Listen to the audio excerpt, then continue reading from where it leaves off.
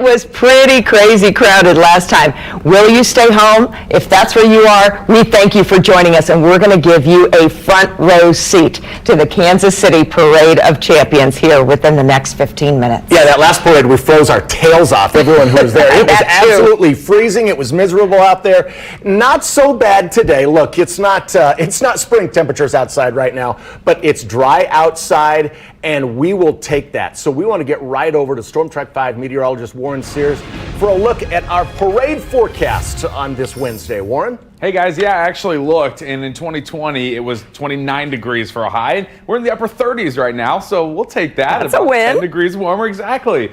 We don't have any sun out there, a good deal of cloud coverage, but a great sea of red here over Union Station. Now, I will say that wind is pretty persistent out of the north, so even though our actual temperatures are in the 30s and a few in the lower 40s, our feels like temperatures are in the 20s and lower 30s, and we can thank that north wind coming in. It's not horribly strong, but it's about 10 to 20 miles per hour. So again, that's going to factor those wind chills through the 30s through most of the afternoon, with actual temperatures maybe sneaking into the lower 40s. And then once we push into the evening, I am expecting a wintry mix to start to move in. So the actual parade forecast will be dry, so good news there. But we are watching our next storm system. It's already snowing in western Kansas right now. You can see on I-70 from Hayes over to the state line. We do have winter weather advisories here in the metro and winter storm warnings just to the north for Wednesday night into Thursday morning.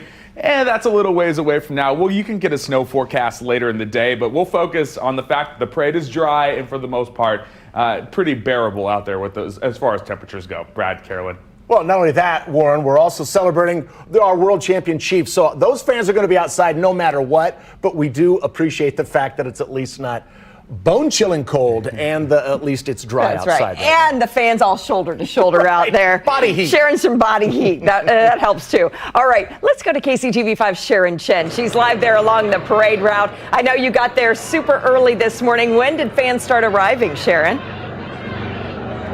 Oh boy, they were out here since about 4 o'clock this morning. That's about when we got here. But we are here at about 20th and Grant. That's a little over half on the route. You can see right here, we got a front row seat on the action here.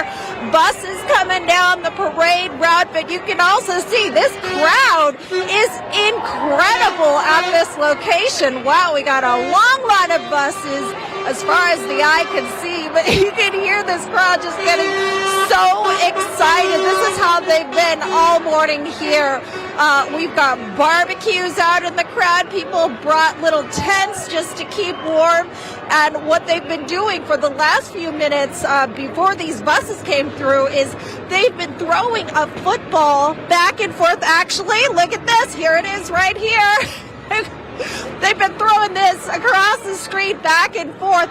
Now I'm going to throw it back. I don't know where it's going to go. I'm just going to toss it here. But there you go. Yay! But yeah, it's definitely a party atmosphere here. We're just having a ton of fun. I'm going to try to avoid getting beamed by the football here. But we did check in with a few people here this morning, and they said no matter what it took, they were going to get here today. This is my first time, and I don't want it to be a once-in-a-lifetime experience, but just in case, we had to make sure we were all down here. Hopefully we do this every year. You're bundled, but not quite as bundled as last time. Not quite as bundled. Last time we were out here in 12 degrees and in the ice and snow, but we didn't care, and we walked from here up to Union Station like after parade passed through just so that we can see him. We actually were a little crazy. We got a room at the Westin last night and stayed there, so we came walking down here probably about 8 o'clock this morning. Oh, that's not terrible. Yeah, not horrible. No, but we're excited, man. This is awesome. Look what I got. I got the ball again, and I'm being told to throw it, so I'm going to throw it back down to the crowd. We're having a ton of fun here, and I want to show you guys, check this out. We got people below, across from us, and then also up above. It is a straight party here. These people are having so much fun. It is true Chiefs Kingdom here, and we're here for it for sure. We'll send it back to you. Yeah, you got a left-handed hook, you got a right-handed throw. You're a Mahomes waiting to happen. Just call me Mahomes, exactly. Oh, I love it, Sharon. We'll check back with you a little later. Keep that arm warmed up. Well done. Keep thrilling the fans down below. That's awesome. I mean, everybody's so pumped for this day. And they got there so early. You have to have my fun gosh. somehow, right? Oh my gosh, that is so cool. Well, our Neil Jones is out among the crowd as well. He is right there along the parade route. Looks like he's in front of Union Station. Hey, Neil.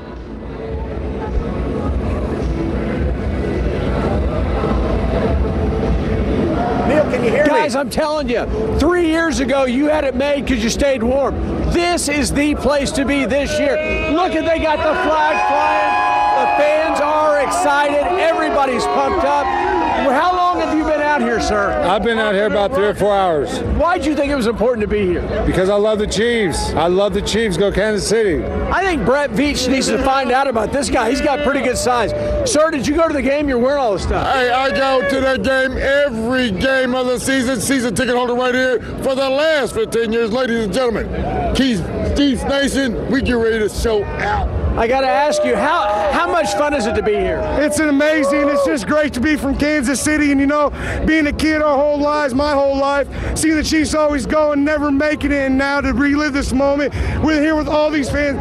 Kansas City, Missouri, Kansas, stand up, 816, let's go. The fans are excited.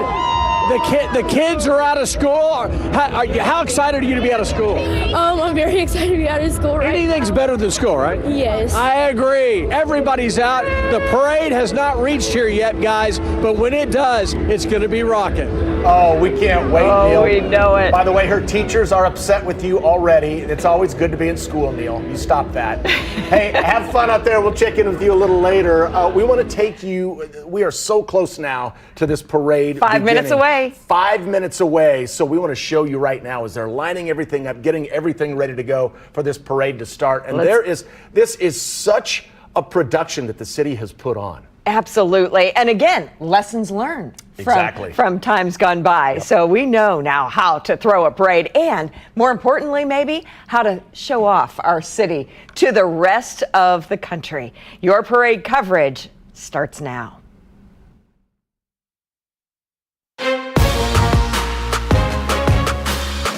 Live from downtown Kansas City, this is KCTV5 Parade of Champions, powered by Price Chopper. You can doubt the Chiefs. You can dislike the Chiefs. You can disrespect the Chiefs.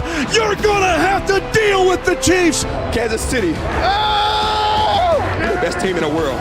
We're the best team in the world. I'm a two-time world champion, so it's lit. All the glory to God, I'm here, baby.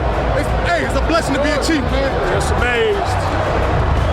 It's a great emotional feeling. Everything that we went through all year, to this moment right here. It's the greatest feeling in the world. Being on top of the mountain, it's the best feeling in the world. I thought the first Super Bowl was just kind of like, oh, this is amazing. Like, we won the Super Bowl. Like, this is happy. Like, you're just like a little kid winning a prize at the fair. I mean, whereas this one, you've dealt with failure. You understand how hard it is to get back on this stage and to win this game. I mean, I played in a Super Bowl where I got blown out, and then I'll lose the AFC Championship game in the overtime.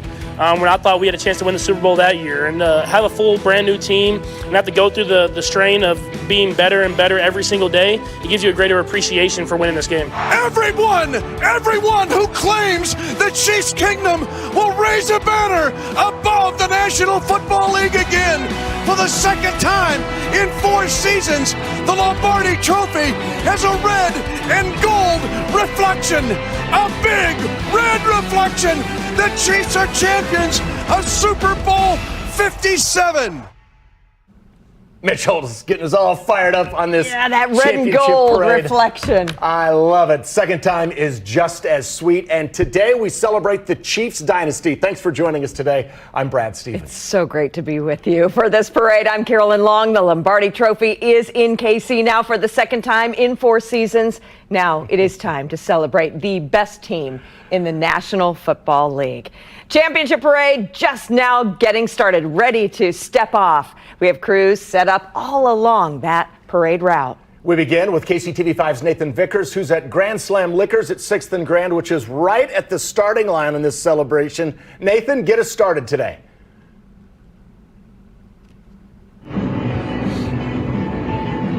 We've got some really good seats, guys, and you just love to see this. We're up on top of the roof of Grand Slam Convenience, and we're looking just around that bend.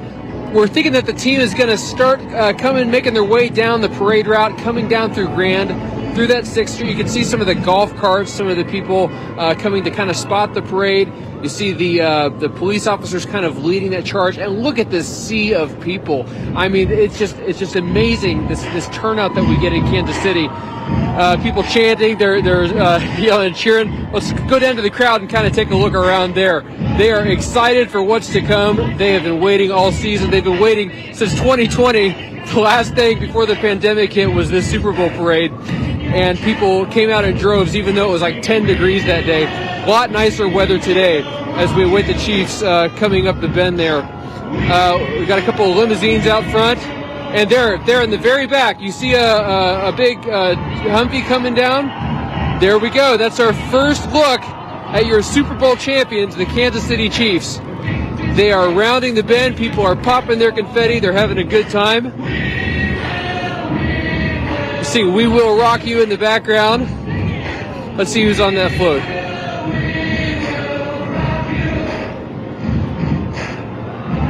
Looks like a band in the front. We got the drum corps there, the rumble.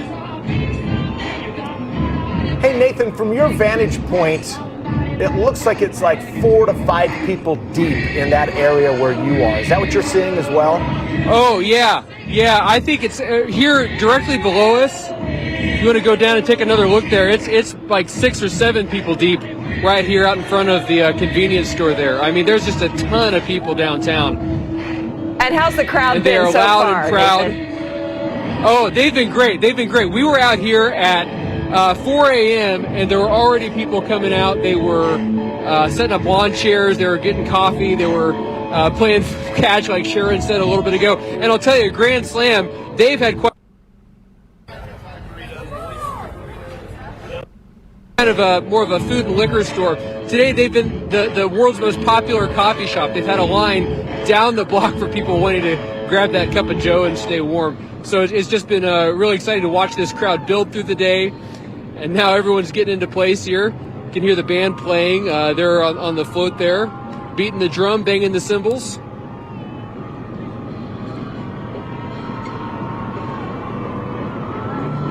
That's it, the starting line for the Parade of Champions 2023. Yeah, that's the starting Getting line. ready It looks to like kick they're all off. queuing up there. And it looks like now they're on the move. Let the parade begin. On the move. They're coming at you guys. Here you go. Well, it never hurts when you live in the City of Champions and then they play that song, "We Are the Champions" by Queen at a championship parade. As we heard from one of the fans that Neil Jones talked to, this is such a moment of civic pride for anyone who was born in Kansas City or who has lived in Kansas City. This is your moment. It doesn't get any better than this. You are on the top of the mountain as your Kansas City Chiefs are Super Bowl champions. Here's the other thing. People all around the country will be watching feeds of this parade and thinking to themselves, what must it be like to be a Kansas City Chiefs fan watching that parade, having the time of their lives for the second time in 4 years? Imagine how long we waited for this moment. And you know, this is a coveted feel right now. As we see the Kansas City Chiefs cheerleaders go by, they're leading the cheer squad, of course, this afternoon, as they should, as they have all season long, waving the flag for our Chiefs Kingdom. And you can just really hear the crowd picking up right now as they realize people who are down the parade route, they know now they can hear the crowd kind of roaring and coming to life. They know that it started, so the excitement really starting to build. Here's one of the first floats, one of the that's holding some of, I believe it's holding some of the cheerleaders. Yeah, some cheerleaders there. It looks like there may be a player or two on there. But this is it. It has finally started. Our time is here. It is 12:02 in downtown Kansas City. Your world champion Chiefs are right in the middle of a parade, and this is a day that so many Chiefs fans and anyone who lives in Kansas City has been waiting for. Of course, this parade kicking off there at 6th and Grand, and you can see right there all on both sides of Grand, it is packed in, isn't it? Many of them, as Nathan was saying, have been out since 4 o'clock this morning. I think we've maybe spotted the mayor heading down Grand right now. Of course, he's been seen everywhere throughout the entire football season at every game, of course, at the Super Bowl. And you know he is proud to show off our city today. Well, he tweeted at 2:46 this morning and said, "I can't sleep. I'm excited for the parade." Anybody else? So you know Mayor Q I was the same is way. just as excited. I mean, he grew up in Kansas City. He's been a lifelong Chiefs fan. So, you know, it's not just he's celebrating as a mayor and the leader of our city, but a Chiefs fan at heart, too.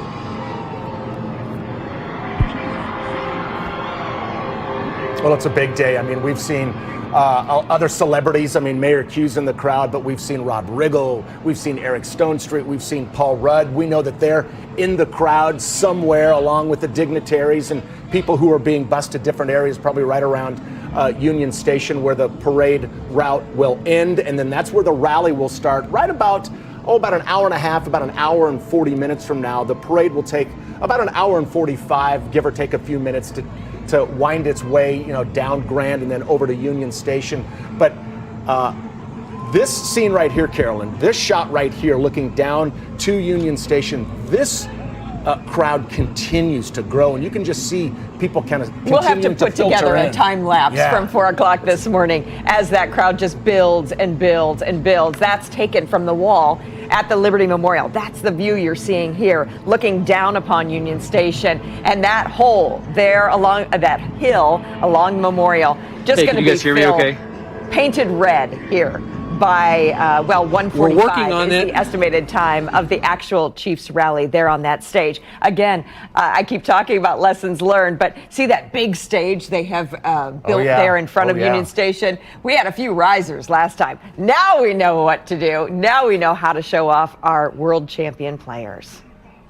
We continue to take some shots of Liberty Memorial and the grounds surrounding there, which is a kind of ground zero for where everything's going to end up. Let's check in with, this is Missouri Governor Parson right now on that red pickup. And I do believe Governor Laura Kelly is close behind as well. Also in the parade today, of course, the owner of the winning first bid ever placed in the state of Kansas on the Kansas City Chiefs winning the Super Bowl this year, and she cashed out at $165. Yeah, going to send it to Pat Mahomes. 15 of the Foundation, Mahomies. 15 of the Mahomies. Yep. That's pretty cool. Some more cheerleaders are on the parade route, so now we're getting a look at some of the dignitaries, some of the politicians that kind of lead the charge. More cheerleaders here, but just such a fun day. Let's check in with Jared Kohler, who's in studio right now. Jared, put this in perspective for folks who grew up in Kansas City, what this means. And a point of civic pride for people who grew up in Kansas City. What a day. Yeah, I mean, it's surreal, right, guys? I mean, just to be here looking at these images, these videos is what it's all about. Seeing the crowd continue to grow, the people line deep. This is what it's all about. And Brad, you're absolutely right.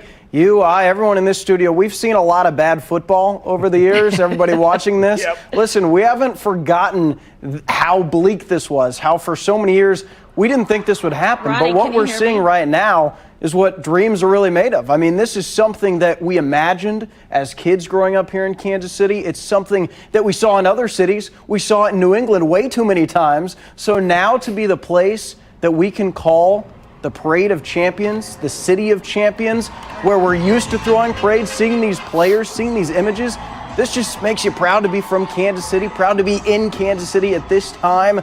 So I hope everyone is just soaking this in, appreciating it, because Brad, I for one think, hey, we're going to throw many more parades, but you never know, and that's why you don't want to take it for granted. So I'm just fired up to watch this parade here with you guys. Oh, it's a special day in Kansas City and all around Chiefs Kingdom. It's not just Kansas City. We know how many fans, Chiefs fans that are around the country who are either watching online, following on however they can follow. But wow, what a day for Kansas City as we continue to watch this parade unfold kind of at the starting point. So this is still the beginning of what is going to be a fantastic day. And you know they're going to really lead up to the grand finale, which is our Kansas City champion players. But what's great about this time around and this big Super Bowl win is that, and there's Casey Wolf coming on down Grand right now. But what's great is that, a couple years back, all the hype was around one person mainly, Patrick Mahomes. Patrick, number 15, that's all we heard about. This time, wow, is this really, truly a team effort? And I like seeing Casey Wolf there. He's a part of the team. That's what I think people forget is that, hey, we're going to hear speeches from Patrick Mahomes, Travis Kelce, Andy Reid. But Brad and Carolyn, think about how much work goes into this by so many people from the team, the coaches, administrative, staffs, front offices, security workers. Think about how many people it takes to build a Super Bowl championship culture, to throw a Super Bowl championship parade. So as we're in the infancy stages of this parade, let's give a shout out to everyone who made this happen. These bus drivers, all the people who were there at 4 a.m. This is a celebration that a lot of people deserve credit for, starting with Patrick Mahomes and then going all the way down. You got it that right. So speaking of that, Jared, you just touched on what this means. It takes an entire organization. This bus right here, that's the business staff that we're looking at. So these are all the Chiefs staff members, people who answer phones, make phone calls. They're the executive organization of a business. It takes a lot of people. It takes you mean a lot that of hard staff work. that's going to have a big piece of bling here pretty soon? They'll all be getting fitted for a Super Bowl rings. Yes. Also on that, we saw Casey Wolf just a little bit ago. Mitch Holthus was also on that pickup with Casey Wolf. So Mitch Holthus, so much fun to listen to as the voice of the Chiefs. How great were his calls? Oh my God. Both in the AFC Championship game. I loved his line of, you can disrespect the Chiefs, you can dislike them. Guess what? You're going to have to deal with the Chiefs. I'm fired up. So good. He's one of the best play-by-play guys, not just in the Midwest. He's one of the best NFL play-by-play guys in the country. We are lucky to have him. All right, fully agree. Another bus. This could be, is this cheerleaders? It could be, or it could be football staff and cheerleaders. This looks like it's a bus of, this is football staff as well. So we're getting closer. Oh, I love it. The crowd in unison singing along, right with the business staff of the Kansas City Chiefs. What a moment to all come together. It's a party. It's a party happening right in our downtown. And you saying that it's a party, Travis Kelce, remember he coined, you got to fight for your right to party. And that is true in so many different ways. They had to fight for their right to throw this parade. I mean, think about all the work that the players went in, all the adversity that they went through. They literally did fight to throw this party. It's more than a song here in Kansas City. It's taken on a life of its own. I think we're going to hear that song a few more times today. I think we're going to hear that quote a few more times. I hope we do. Yeah, I hope we do. And I also hope we find a few more quotes. We're counting on Travis for that, hitting the stage and bringing us our next quote for the year.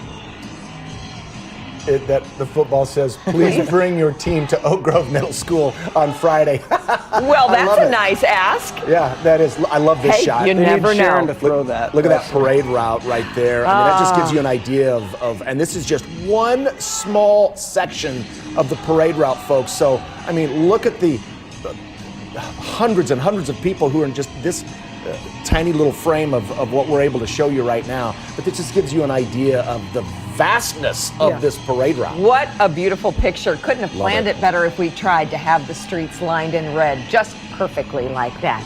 And what organization came into this day to make this party happen. And what I'm really enjoying is watching these live pictures of all of you that made it down there, bringing the families, bringing the kids. That's why schools took the day off from school today to allow this to happen. And I'm so glad you did, despite the chilly temperatures, despite the potential for difficult parking, what have you. This makes it all worthwhile. Well, that scene says it all right there. I mean, if that doesn't say World Champion Parade on it, and again, this is just the beginning. It only gets wilder and crazier from here, folks, as we continue to watch bus after bus of Chiefs staff. And there's Clark Hunt. There's the Lombardi Trophy right there. It is. And there's Coach Andy Reid, his wife Tammy next to him. We just have a ball watching him. Watching all of them and how they celebrate. Of course, all eyes on what Coach Andy Reid eats when he gets back to Kansas City. Last time it was the cheeseburger. This time, oh no, he went for the pizza. And a salad. Pizza 51. Yes, there was a side salad. We'll give him that, but it was a mushroom and sausage pizza to be exact. But he changed it up from his cheeseburger days. He said that he ordered the salad to make his chubbiness feel better. So, all been there. We've all been there. And look at that. And Mitch Holtz, again, quoting his great lines, but saying that, in that trophy, it reflects the red and gold. A big red reflection for Big Isn't Red. it? I mean, think about Big Red how responsible he is for this as well. He came here a decade ago, guys, when the Chiefs were 2-14. At its lowest point, he had just gotten run out of Philadelphia. It seems like a no-brainer hire right now, but I'm grateful for Andy Reid because, listen, he had success before Patrick Mahomes. He turned this culture around overnight. Took them to the playoffs his first year. They've been in the playoffs all but 1 year. He's one of the greatest coaches of all time. And so I'm glad he's at the front of the parade with Clark Hunt because he's one of the biggest reasons we're having this parade. Okay, so as we continue to watch, we just saw Andy Reid go by, Clark Hunt with the Lombardi Trophy. We're going to be getting into some of the other Hunt family, I believe, is on this bus. And now we are very, very close. It looked like Harrison Butker was on the back of that bus. And this next bus, I believe, contains some of the linebackers, some of the D-backs here. So we're beginning to see, I believe, our first glimpse of the players. I believe. We're close. We're very close, folks. Jared's getting up close to see how close we are to That this. is Steve Spagnuolo, defensive coordinator, at the front of the bus, who, again, deserves credit because the defense is taking a lot of shots. When you have an offense as good as Kansas City is, the defense has to hold their own. They gave up some points, but Nick Bolton's defensive touchdown in the Super Bowl, the defense deserves credit. Along the parade route, what I love is, people who have stayed in their apartments or businesses and are, hanging out the windows, hanging signs out the windows. Playing their Everybody music. just clamoring to get a look at their world champion Kansas City Chiefs. Oh, and they have their ski goggles on. Well, I think they're they're ready. players now because I see some chugging going on, and some dancing. There you go. I think that's linebackers and D-backs. Does that look right to you? Defensive backs, Trent McDuffie, Juan Thornhill. Juan Thornhill, who was injured, tore his ACL for the last Super Bowl, so he was on the team but didn't get to celebrate. Now he knows that he was a part of this team to cause this celebration and bring it to KC. And what a day, clearly this is for the fans. This day is for the fans, but you think about what's going through the minds of these players as they are at the top of their game. They're at the top of their There's Chris sport. Jones at the far right in that red coat. The man, the CEO of Sack Nation. Love it. Chris Jones Sack getting the crowd Nation. fired up. And the crowd doesn't need to be fired up. They are jacked. I thought that was some other trophy that they were showing off at the front of this bus. Oh, no, that was just a very pretty bottle of tequila, it appears. Well, we've seen, the trademark ski goggles that all the players are wearing so that they don't get beer and champagne in their eyes. So at the beginning of the parade, the ski goggles are not on. They're just on top of their heads. The parade has just begun. Yeah, we'll see. I'll bet they'll be wearing those goggles by the end of the parade. But they are loving it. They are enjoying themselves after Here it comes. What has been such a long season. You think about what they go through from training camp, then to preseason, and then the season starts. And what they have done this year has only been done 2 other times in Kansas City history, but for the 3rd time in this franchise, they hoist the Lombardi Trophy. And Carolyn, I think we want to go back out to the crowd, right? Yeah, well, let's go up to Nathan Vickers. He's atop one of the buildings right there, getting a bird's eye view of this grand parade getting started at Grand Slam Liquors. Yeah. Nathan? Hey, guys. Yeah, we got some defensive linemen going by. Got Colin Sanders on here and Chris Jones. Chris Jones was spilling out some beer and some champagne into the crowd a little bit ago. This is a lot of fun to watch. They're having a good time. Chris Jones was dancing earlier. It's very festive down here. They're firing that confetti cannon again and again, and these guys are just loving it. They are eating it up. People are taking photos. They're talking to them. We got a few people up here on the roof with us too. They're really just, yeah, look at that. It's going to be some soggy Some of the players tweeted that there might be some alcohol on the post today, and they're having a lot of fun with this. Larger than life, Chris Jones, man. Oh, it is so much fun to watch, Nathan. You've mentioned that there's going to be a little bit of beer celebration here. We know Bud Light has a truck giving away at some points of the parade free Bud Light. Beer companies doing what they can. But again, What a day for Kansas City to get into downtown. Many people taking the day off. Kids are out of school. This is like a Kansas City holiday. This is the holiday we've been waiting a year for. Look at that. There's more players coming down the line here. I think let's see who we have. Now, as you can see at the back of this bus, you see that number 0. That is the offensive line. Their shirt says 0 sacks. Because remember, the Chiefs went up against one of the best defensive units in all of football. Everyone said they'd get obliterated, but Creed Humphrey right there, Trey Smith, that is a 0 that says 0 sacks. Because the Chiefs' offensive line, one of the biggest reasons the Chiefs are throwing this parade today. Yeah, he was saying that's what he wants to be remembered from the season. 0 sacks. That's a quick turnaround on the shirt right there. Yeah, well done. A couple days right there. Good job.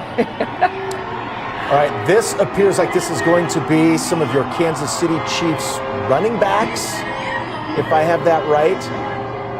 Looks like it's going to be running backs and wide receivers. Nathan, can you tell who we're looking at now on these buses that should be?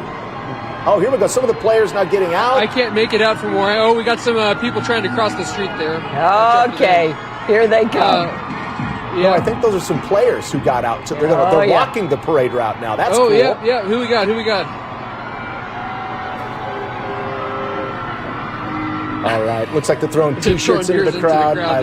T-shirts or beers, I'm not sure. Yep. Oh, they're all getting out. And for the people watching at home, don't be ashamed if you can't recognize them, because normally they're wearing pads and helmets. and now they're bundled up. And now they're in ski goggles, ski hats. And having the time of their career. Now we're playing that some is Beastie Juju Boys. Smith-Schuster, wide receiver. Way to be. Yep.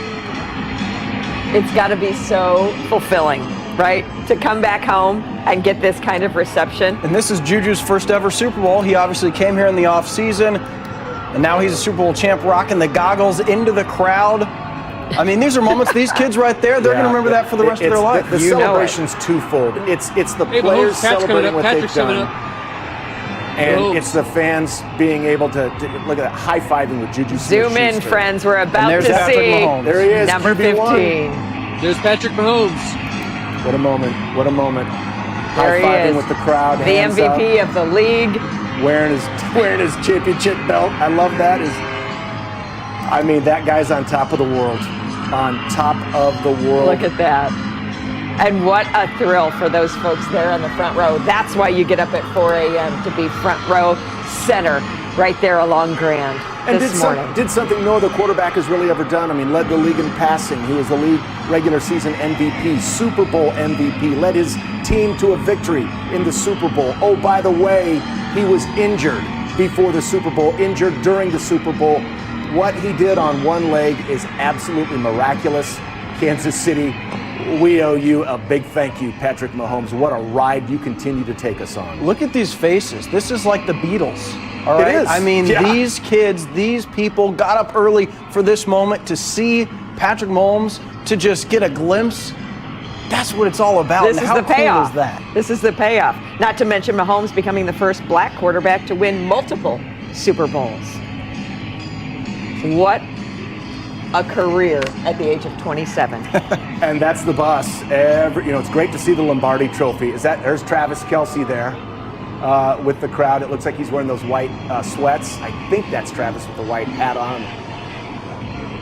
That looks like that's Travis Kelce right there. So we got to find out what he's wearing. That's the question of the moment. Last year, if you remember, or 3 years ago, remember the long gray Louis Vuitton and he had the belt coat. And so now Mahomes wearing the championship belt.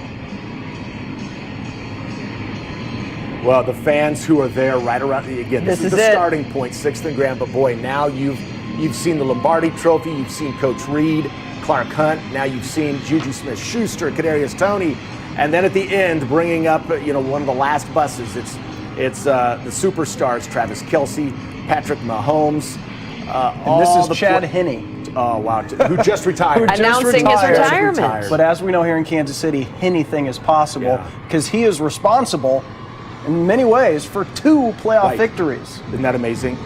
Chad Henne should never have to buy a drink in Kansas City again. I think you're right. What a great story he's had. What a great story this is to watch. Wow. Drink it in, Kansas City. That's what it's all about. The backup quarterback, Chad Henne, who, listen, a lot of towns, the backup quarterback's the most popular player.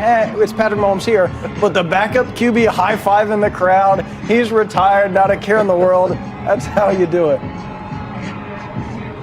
That's Mark Donovan right there at the front, followed by Blake Bell, tight end. So this is the tight end bus to a degree. Nathan, we want to go back to you live because Nathan is right here at this intersection. Are there many buses beyond this one, or are we about to see kind of the tail end of the buses from the start of the parade? Yeah, I think we're getting to the tail end of it. There's an ambulance in the very back behind the KC Rumble. I believe that is the tail of the parade. So they're holding these buses back here for a minute. I think they're getting the players back on. I think they want to give the crowd a little bit more time with Patrick and Travis. And then they'll start moving again here. Yep, they're waving them on. So they're going to start making their way down south of 7th Street toward the Power and Light area downtown. So they're coming at you guys down there at Union Station. There we go. That was Travis Kelce in his white tracksuit there, fist pumping the crowd.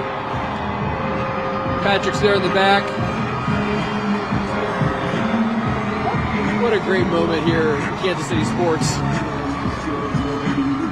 Well, as we take a look at this jam-packed parade route, keep in mind there are about 675 officers from various local agencies, districts, that are helping keep crowd control, keep the crowd safe. But, everybody's out here just looking to have a good time, and we hope it's a safe day for everyone. But there is a lot of police and sheriff's deputies down there helping to keep everybody safe. Looks like a very well-minded crowd. It does. So far throughout the day.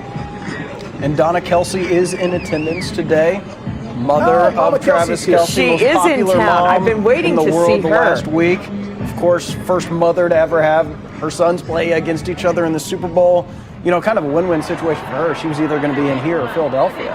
But I'm glad she's here in Kansas City. We're so glad she's here. Welcome to Kansas City, Donna. Hey, this is the view from the top of the Grand Lofts in downtown Kansas City, right 12th and Grand. So we're getting a really good look at the parade from about 20 stories in the air here. And off to the left, obviously, the T-Mobile Center. But it just gives you a fantastic look at how great our city looks right now. The envy of all of the other cities who have an NFL team in their city, we've got that Lombardi Trophy. Those other cities don't. That's exactly right. As you watch this parade continue now past the Power and Light District, past the T-Mobile Center, and continuing on there past 2 Light and on down. It's going to take a little jaunt on Pershing right over to Union Station, where eventually we'll get to enjoy the official Parade of Champions rally for 2023. So it's estimated about 500,000 people. I think they put that at what they thought would be the low benchmark, about 500,000 people. So it's anybody's guess as to how many people are actually going to end up attending this, whether it's beyond 500,000. I think they thought back in the Royals parade in 2015 that was about 800,000. Right. So we'll see if it, once this all kind of culminates at Union Station, we'll be able to get a better bird's eye view of just how big and how massive this crowd is. But boy, Kansas City, you have turned out well today. And we're going to give you a front row seat to this party, not only because we saw the parade kick off now, but we're going to follow it with you at home as we continue to watch the crowd enjoy this team again and again on down Grand, because this is what we've been waiting for.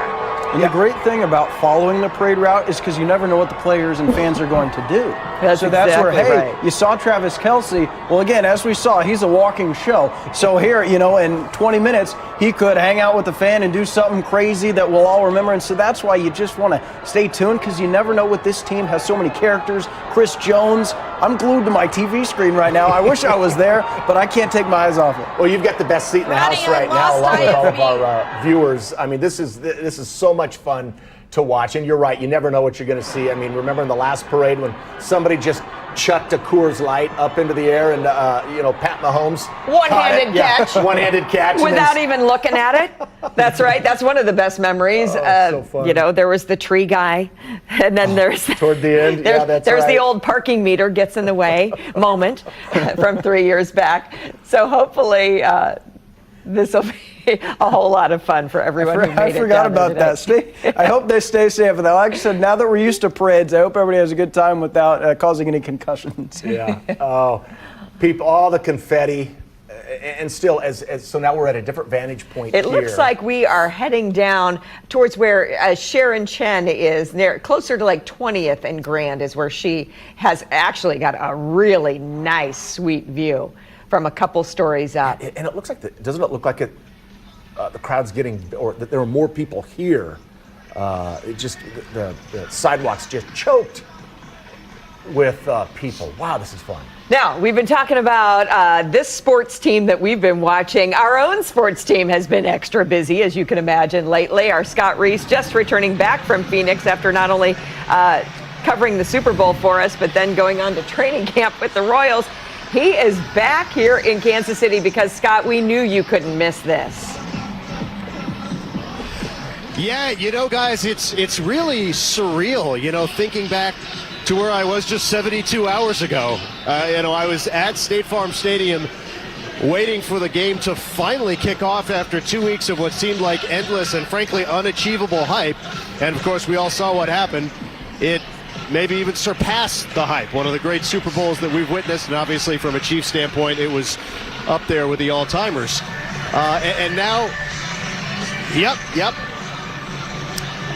Sorry, heard voices in my head. And now here we are 3 days later, and the parade that we've been waiting for all day, and finally these fans are getting the payoff here close to Union Station. We just had the front cars with the cheerleaders pass by us, and I assume just listening to you guys that some of the players will soon be coming our way. And the anticipation is obvious. I wish I were better at the game where you count the jelly beans in the jars. I can't give you an estimate of how many fans are here, but it's thousands and thousands. The good news is I've played Where's Waldo like 100 times, and I've won every time.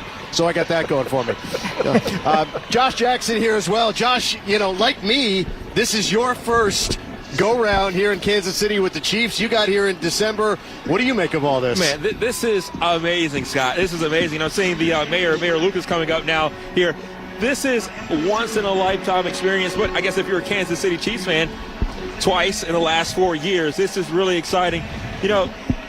I know the Super Bowl was a couple of days ago, but it seems like in many ways for these fans, this is the Super Bowl. For the fan that could not attend, making that trip to Glendale, Arizona, and seeing it in person. But this is amazing. So many fans. And one Travis Kelce once said, "You got to fight for your right to party," and these fans have fought for their right, and boy, are we going to have a great time today. I'm excited, Scott. I am very, very excited. They're going to play it, and these fans are going to go nuts. Oh, it's going to be awesome. Let's go, baby. Brad Carolyn, we've got a terrific vantage point here. The mayor's waving down there, so yeah, we're getting close, and I think it's interesting. I'm not sure how many of these fans can actually see from the tens and tens of hundreds of rows back, because they haven't reacted yet, but they're about to when they see the mayor coming through in the wave. And obviously, as soon as we see some players, we will certainly know it. I'll send it back to you guys, but we will keep you posted on when the bigger floats arrive down here. Scott, Josh, thank you guys so much for your coverage out there. And yes, that's a stellar vantage point from where you are there at Crown Center. Looking good. And, where else do you see a mayor of a city? Carolyn and Brad. Take it away, Sharon. Carolyn and Brad, here they are, right here. We got the champions right in front of us. We're here on the second level of the Western Auto Lofts. And as you can see, we've got a front row seat to the action here. We've got cheerleaders. You can see that parade working down its way to us here. And this crowd, oh my gosh, it's incredible. I can't even hear you guys. You can see right there, confetti just flew This crowd is so excited. This is the moment that they've been waiting for, the grand finale. And not yet quite the grand finale because we haven't quite seen Mahomes and Kelsey, but those were just some of the players that just went by. But we've got the people here who live in this loft that was so kind to open it up to us so we could have this location to show you guys. And you can see this party is all around. It goes all the way down the street. It goes up above us to the lofts above and even right behind us here. It is just incredible here. And here we've got some tunes coming up. We've got the beats going. And we're waiting for Mahomes and crew to come down. And I love how it looks like some of the players on the back of that pickup, he's got a selfie stick right there. I mean, they're soaking it in just like the fans are. I mean, this is such a celebration for everyone involved. The culmination of a long, long season. And this is your payoff right here, right on the streets of downtown Kansas City. Thousands upon thousands of people taking the day off from work, taking their kids who didn't have a day of school into downtown Kansas City for a day that they will never, ever forget. And let's take you back now with a live picture looking towards Union Station from the wall there at Liberty Memorial as we've watched throughout the morning. That is just continuing to fill more and more and more with red. And we expect that whole hill there to be full by the time that 1:45 rally begins. You know who's down in that mix is our own Neil Jones. Can we go live to Neil? He's right there among the throngs of the crowd. Hey, Neil.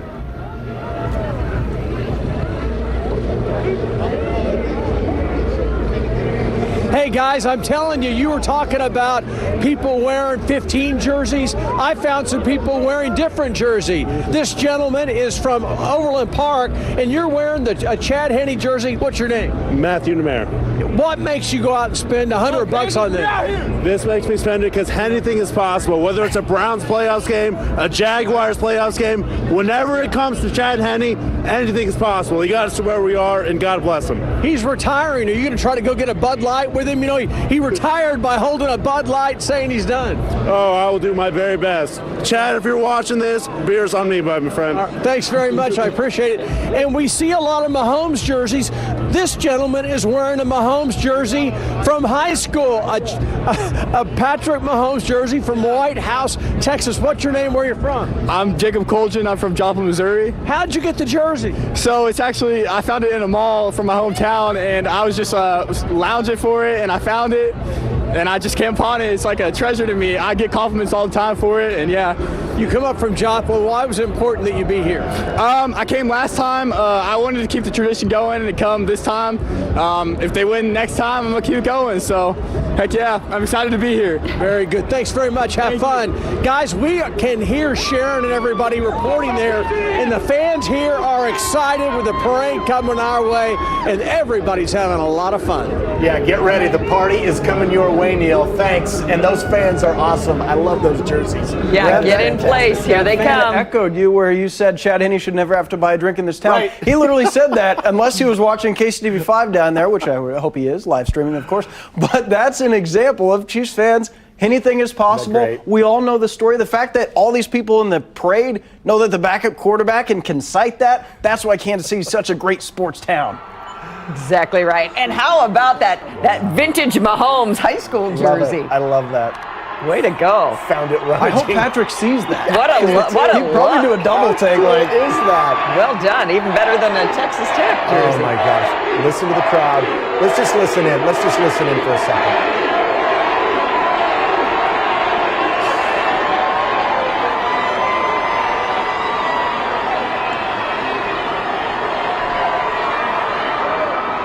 There's another shot of head coach Andy Reid. I believe those were Andy chants. Is that what that was? I believe that was Andy. I couldn't tell it was Andy. Okay, I love it. Andy chants. And that's what I'm saying. This team all around is getting the warm welcome at this Super Bowl parade of champions for sure. Everyone wants to see all of the players and even the coach. How about that? And that right there also, that billboard where the Pepsi are, there's Patrick Mahomes in a billboard. You've got the Negro Leagues Baseball Museum and Wilt Chamberlain right there, that billboard above it. If you ever want proof that Kansas City is a sports town, that's year-round. And now to see that juxtaposed with all the players celebrating these very players, man, I love Kansas City. Yeah, 2 Super Bowls in the last 4 years. We've been to 3, the Chiefs have been to 3 Super Bowls. And you look at what that has done for Kansas City on a national stage, on a world stage. We're getting the World Cup here. The Bobby draft Bell is right coming there in a at the couple end. months. Oh, there's Bobby Bell right there. Chiefs great, Bobby Bell in the Ring of Honor. What an exciting time for him as well to soak this in today. Aurora just called me. Oh, and that's a great point, remembering the late Lynn Dawson. That's right. Obviously, he passed away this offseason, and all season long they wore the number 16 decal on their helmets, and thinking about what a role he played, because before there was Patrick Mahomes, it was Lynn Dawson. And you think about the people that came before, Bobby Bell, one of them, one of the players that was in the Chiefs' first Super Bowl. It's the second in 4 years, but it's the third in franchise history, all a part of this illustrious franchise that we're so proud to call home here in Kansas City. Yeah, very appropriate to mention the great Len Dawson and to make him part of this, because without Len Dawson, the Chiefs wouldn't have 3 Super Bowls right now. So yeah, very appropriate to do that as we continue to watch this full-throated crowd just have a blast. And the crowd growing now on the hill. Well, what you'll notice, if you watch there along Grand, once that parade passes by, you'll start to see that crowd all of a sudden heading in one direction. They're heading southbound as well. They're on Grand because they want to get to Union Station to see this stage presentation here, this rally that they were expecting to start at 1:45. The rally's not going to quite start at 1:45, but who's complaining? Because this is what we have to look forward to, enjoying the parade. But the rally, all those people they're all going to converge down toward Union Station and that grandstand there that they've created. And that is what is so much fun. We expect to hear great things out of Travis Kelce and Patrick Mahomes, and we can't wait to hear from head coach Andy Reid and all the other players who are going to be able to get a chance and get up on stage with a microphone and shout out to the world that they are the champions, but also to thank the fans. And you can see the players getting in and out of the buses going to the fans. I mean, that's next level. They don't have to do that. They could stay up high in their porch, but communicating with these guys, creating those lifelong memories for the people that were here at 4 in the morning, that is something that no one takes for granted. And I'm just so proud to see the players doing that and acknowledging them up close and personal, creating those lifelong memories. No one can get the fans dancing quite like KC Wolf. Look at him dancing along the parade route there. I was saying earlier, what other city has a mayor that actually hops out of the float and goes to greet the fans and is just as much of a celebrated person today? What a city to celebrate in so many ways today. And like you were saying, all eyes from elsewhere across the country now watching this, because we have a lot of things coming up here in our town here pretty soon. So we want to make sure we're seen in exactly the right way, and this is the way to show it off.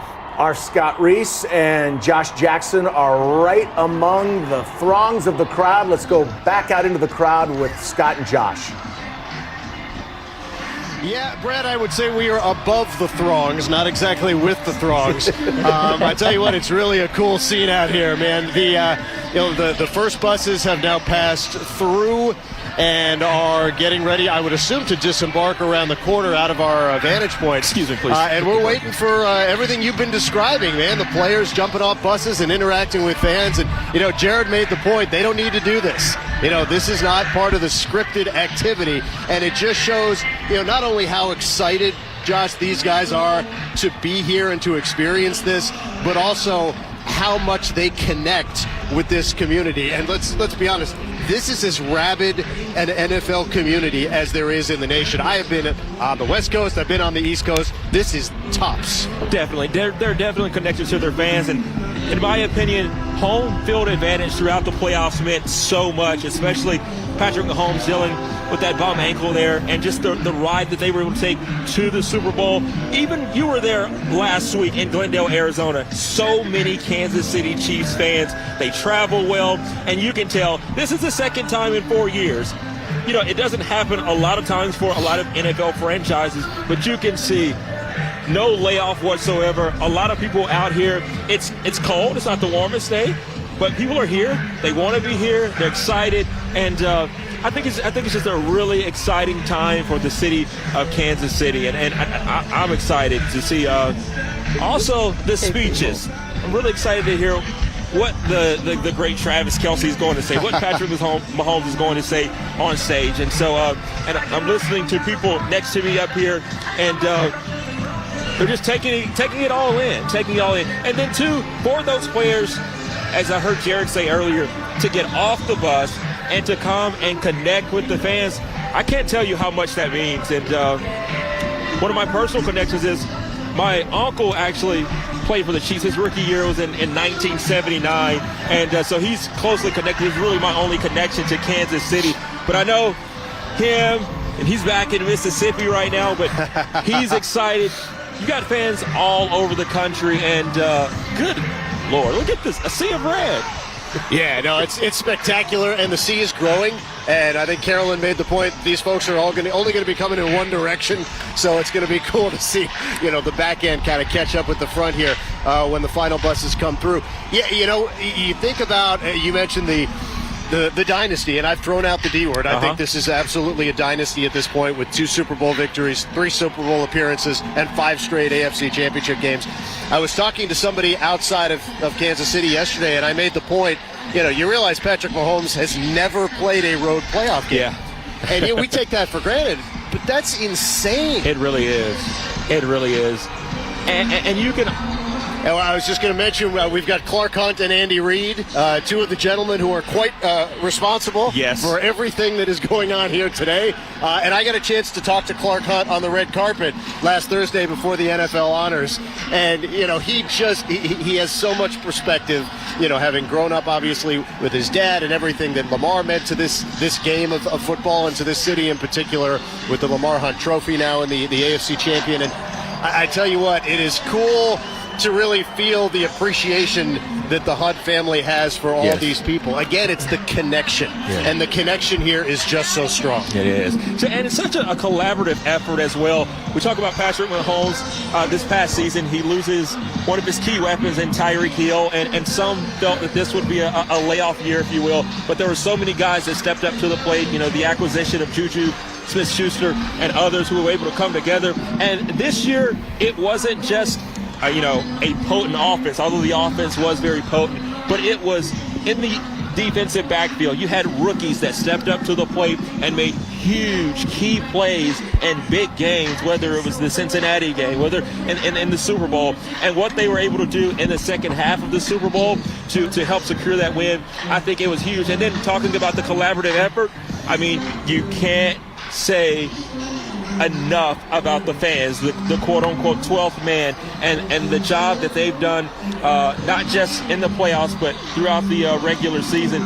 This fan base is unlike any other, and I think it goes without saying. Well, and you mentioned the draft, and they knocked it out of the park. You cannot hammer this point home enough, and I'm sure that Jared's talked about it back in the studio, but what Brett Veach did this past April in the NFL draft, given what was going on, you mentioned trading Tyreek Hill, right? Paring down salary. So the draft was really important this year.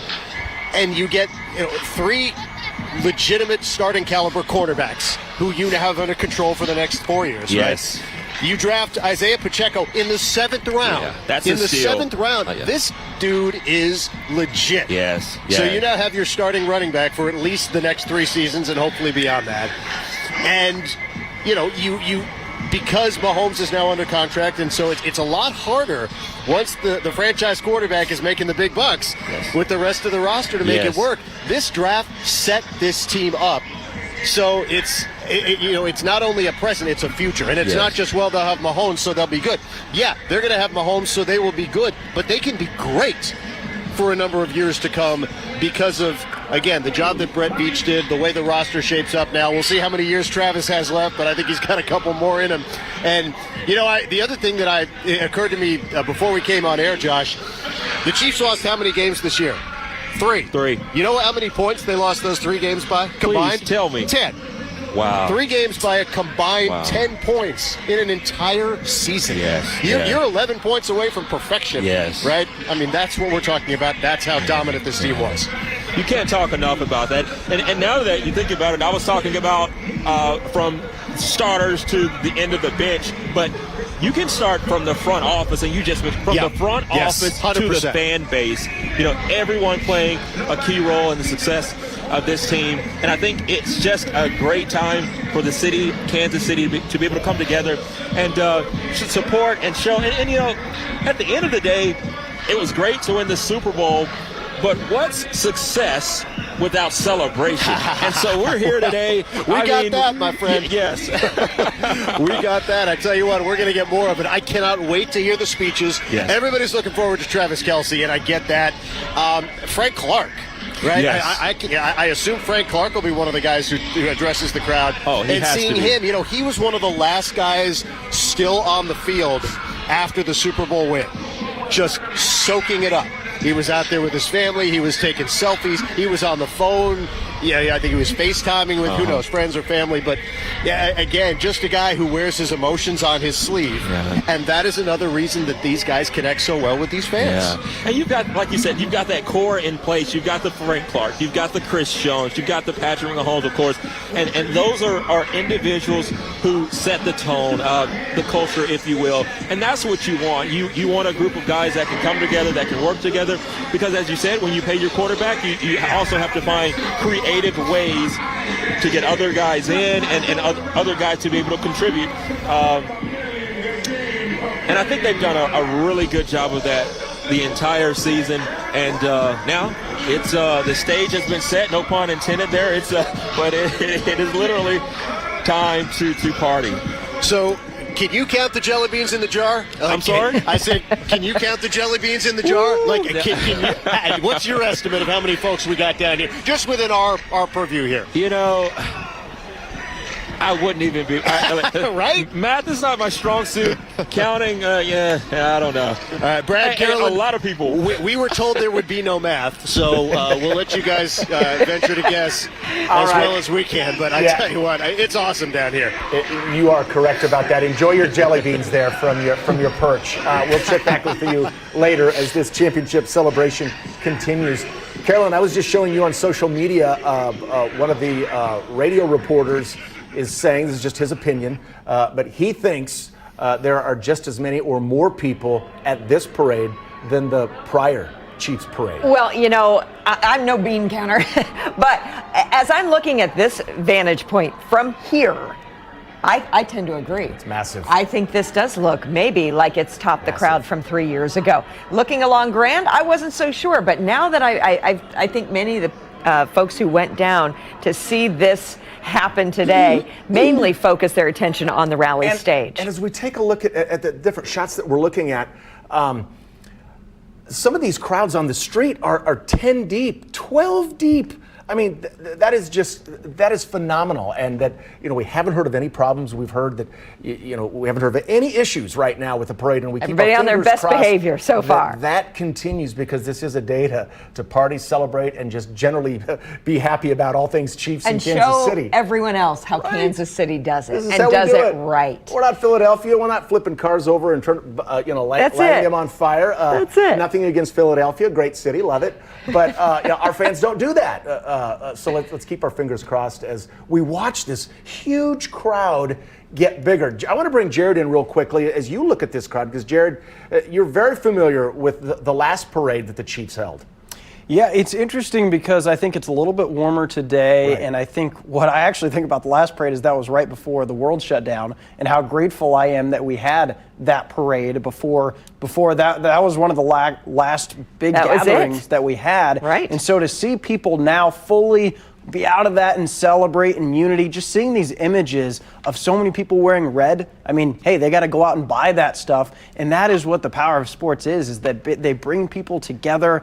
And I also think about what this means to the players, but specifically the players' families. Because all these players, coaches, they're somebody's daughter or son. And so to see them walk out, they're going to get on this stage in front of this massive sea of red. That's a lot. This is a lot of different arrowheads, all right? We think of Arrowhead as the sea of red. They're going to get out in front of all these people and feel the appreciation. There's once again defensive coordinator Steve Spagnuolo on the float.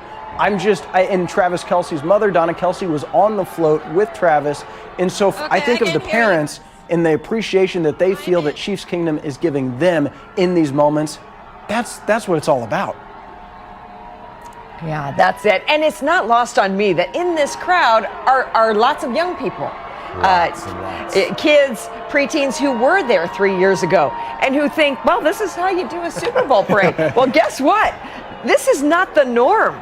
You know, we have to remember just how incredibly special this is. There's a lot of people jealous of Kansas City right now. Isn't that the truth? Isn't that the truth? I hear from friends all over the country who are like, tell me what it's like in Kansas City today. I wish I was there. Tell me what it's like for your city, for the city that has the Chiefs. What is it like to host a parade? This is something that other fans, really only dream of. How many times did Chiefs fans sit and watch other cities and other fan bases enjoy their teams and be able to watch their players hoist that trophy as we see Chiefs flags and just that crowd keeps getting bigger and bigger.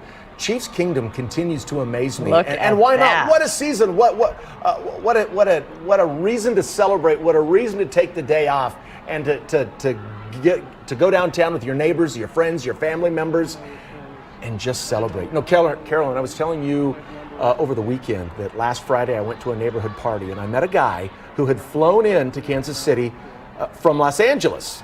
And I asked him, what are you doing here? Did you fly in to watch the Chiefs game? And he said, I grew up in Shawnee. My dad is 91. And I had to come back to Kansas City to watch the Super Bowl with my dad. And I think there are so many family connections, so many moms and dads and sons and daughters who got together on Super Bowl Sunday and watched this, not just as Chiefs fans, but as a family. And everyone is so proud to call the Chiefs their own. And this is now a reflection of everything that Chiefs fans are feeling. And look at that crowd and all that Chiefs love. This crowd knows full well they're not going to likely ever get close to Patrick Mahomes or Travis Kelce or Coach Reed today. But they just want to be a part of it. And you saw a guy in a tree there as well, so that's real dedication. Tree guy's back? Yeah, I don't know if it's the same guy, but it looked like he was coming down, so we do not condone that. You mentioned the bean counter thing. The other next challenge, if that's a little too grand, count how many Patrick Mahomes jerseys you see. How many number 15? Because it feels like every other jersey. That's what I'm doing when I see these crowds. I see the 15s, the 87s, then the throwbacks like the 88s, and then the couple Chad Henne jerseys. Just seeing the different jerseys. I mean, people go out and get that to support their favorite player. And so how cool is it for guys riding these buses, Juju Smith-Schuster, who just got here to see a number 9 jersey in the crowd? To look out in that crowd and see your name on the back of a fan. Yeah, that's something else. These are live pictures you see here, and every time we take this photo back, again, this is taken from the wall there at the Liberty Memorial. Perfect shot, actually, to show the massive crowd growing there in front of the rally stage at Union Station for your Parade of Champions. Our Sharon Chen is standing by on the parade route. Hey, Sharon. Hey, how's it going? Can you guys hear this crowd? This is incredible. We've got everybody here that's been chanting Tommy right here. Look at this. Love it. They're so excited. Sharon, any sign of Patrick Mahomes from where you are yet? We can see him coming down the street. You can see about 3 buses down the street as they're approaching. But right now we've got one of the players right in front of us here right now. But this crowd, they are so excited. This is the moment they've been waiting for, and it's just coming closer and closer, slowly but surely. But they are definitely waiting. You can see just this incredible sea of red that goes as far as the eye can see in both directions. And they are patiently waiting. Sharon, we're going to interrupt you here momentarily. We're seeing quite a sight here that no doubt will go down as one of the memorable ones. We had been told, by the way, horses not allowed on the parade route, but we found a few. And we found the horse rider who is getting a better bird's eye view, standing on the back of that horse. So there you go. We cannot confirm or deny that is Neil Jones. We can't tell. It's from the back, so it might be Neil. We're not sure. Nor can we condone such behavior. Yeah, no. There you go. I mean, this is part of the fun of a championship parade is just some of the sights and sounds of the people, the fans who show up and, stand on the back of your horse as you do in downtown Kansas City. Well, if you need to see a little taller, I suppose. Yeah. Down he goes. Yeah. Hopefully you don't step in what the horse leaves behind. But it really was one of the edicts from the law enforcement going into this. Please, no horses. Well, we've already broken a rule here. One down. On this parade celebration. Okay, they're coming close. Okay, all right, let's go back to Sharon Chen now. She's at the Western Auto Lofts there. Right outside Western Auto Lofts. Sharon, take it away. Hey, Caroline and Brad. Yeah, we're here at Western Auto Lofts, and this is about 20th and Grand, and we've been here all morning. This crowd has been incredible, and just moments ago, what I showed you was Tommy Townsend here working the crowd, and they were so excited. He's going around shaking hands and signing autographs. He's down the street now a little bit, but we can see the bus is coming down just about a street light away, so we're sitting here waiting. We're all excited. We've got people all around us, up above us, down below, and I've got the people who have allowed us this wonderful perch, this front row seat for the parade. I'm going to go ahead and bring on Krista here. And Krista, you guys are so excited because you weren't quite sure that this parade was going to come by here at some point. No, we weren't. We thought originally that it might come by Maine. We also, obviously, of course, didn't want to be too overly optimistic. We didn't even know if we would be having this parade at all, so this is just such a pleasant surprise and so awesome to be in our front yard. In the front yard, and they actually bought this condo, and one of the perks that they bought this condo for was hoping that the parade would come by. Yes, the Zillow listing actually had pictures of the 2020 parade, and we bought in like 2021, I think it was, and we saw those pictures and we said, oh, gotta have it. Gotta have it, and here you are. And I mean, how is this? I mean, you cannot beat this. This is incredible. No, it's amazing. I mean, it would be amazing to be on this street too, but it feels like a little bit VIP up here. It feels awesome. We're just so blessed. We appreciate, we love Kansas City. We love the Chiefs. We love being here. So thanks for having us. Yeah, awesome. Thanks for having us. That's for us to say. Thanks for giving us this front row of the action here. And we can see, here we go. The buses are coming by. Very, very close. Everybody's kind of craning their necks on the lofts here. You can see they're making their way down slowly. You can hear this crowd. This is just incredible, you guys.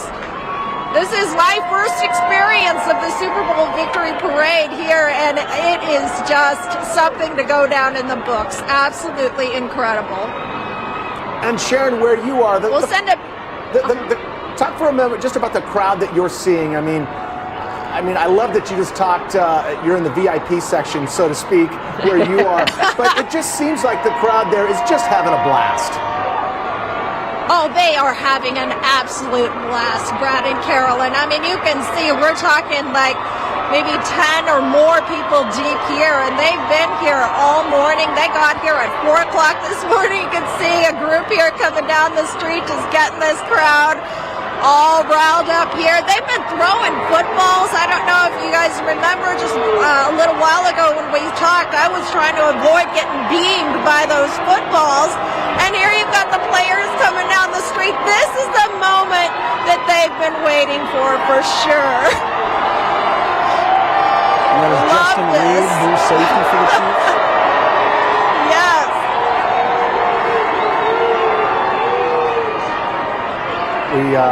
L'Jarius Sneed is in there. Well, I mean, boy, wow. This says it all right here. They brought their own music to dance to. How much fun is this? Your Kansas City Chiefs skipping and dancing down the street as fans go absolutely nuts. And that's why players want to come to Kansas City. Justin Reed came to Kansas City for this moment to experience these moments. Kansas City, it's not just a destination place to live, it's now a destination place to play because everyone wants a Super Bowl ring and to feel these feelings these players are. But how lucky is this guy right here, George Karlaftis? He was drafted. He was probably crossing his fingers, man, I hope I come to the Chiefs to get drafted in the first round. This is Tershawn Wharton out of Missouri S&T. Stand up, Missouri S&T. He's in the parade. He's a Super Bowl champion. I mean, this is so surreal for everyone that has watched the Chiefs. People didn't want to come to Kansas City 15 years ago to play for the Chiefs. Now, everybody wants to be a part of this. Destination Sports City. Trent McDuffie, another rookie. Imagine getting drafted in your first year in the NFL. You win a Super Bowl. I mean, it doesn't get. I mean, literally does not get any better than that for Trent McDuffie. For any of the. I mean, you talk about Isaiah Pacheco. You know, a 7th-round draft pick out of Rutgers, and then look at what he did in the Super Bowl. And so many newcomers that Brett Veach brought on board. And to your point, Jared, you know, another big draw. It's not just Kansas City and the fans. It's being able to play for Big Red. So many people love Andy Reid. He's a player's coach. It's not that he's easy to play for. Guys love to play for Andy Reid, and why not? Look what he's done. Clearly cemented his legacy as one of the NFL's best head coaches. And he's Kansas City's head coach now, and he's not going anywhere. He's built a championship culture. I think that's thrown around a lot. That's really what it is. And how about Captain Tommy Townsend, punter? He's still young. This is his first Super Bowl win. Dustin Colter was a long-time punter. But Tommy Townsend, as Sharon has told us, is probably soaking up this parade just as much as anyone. There's Trent McDuffie getting some love from the fans. Got something. He caught it handily, left-handed. But I love it. I love how the players, oh my gosh. Leo Chenal, rookie linebacker out of Wisconsin. That's an athletic feat. Brad, I don't think either of us could do that. I don't know. I don't want to say you're short, but that's impressive. It's just a quick little pull-up. That was pretty crazy. Yeah, Mark Donovan and Brett Veach are saying, okay, no more of that, guys. Yeah, please, let's all be safe. I found it impressive. Sharon, it feels like it's just so much louder there where you are right now. Oh my gosh, it's so loud I can barely hear you guys. That's why I gotta kind of hold my earpiece in my ear. I mean, this crowd is just going crazy right now. I mean, the confetti's flying, you can hear them.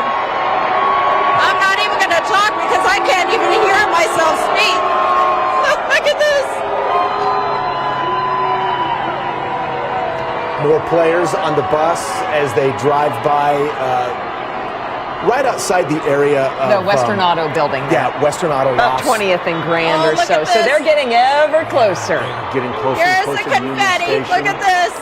And there's Jerick McKinnon, it looks like, there on the street. Of course, had the unselfish play of stopping at the 1-yard line to run out the clock. And he's fired up. This is his first Super Bowl ring, a 9-year veteran, just soaking it in with the fans. I think he took that jacket out of Brad's closet. Oh, I love it. I love it. Look got some pretty good dance moves, too. He's absolutely jacked. I mean, the feeling that must be, not only to be on a parade float, but then to walk down that parade route and to high-five the fans who've been cheering you on all season long. The love of Chiefs Kingdom is awesome today. The only frustrating part, these fans getting these awesome selfies with these players, and they can't upload them right now because there's no cell service downtown. But we're going to see them in due time, so make sure to post. We can't wait. Nick Bolton, captain, Mizzou alum, look leader at of the this. Here's defense. the Lombardi Trophy. And Nick Bolton had that scoop and score in the Super Bowl. We can, Sharon. We love to see the Lombardi Trophy. This is so much fun to watch and to be a part of.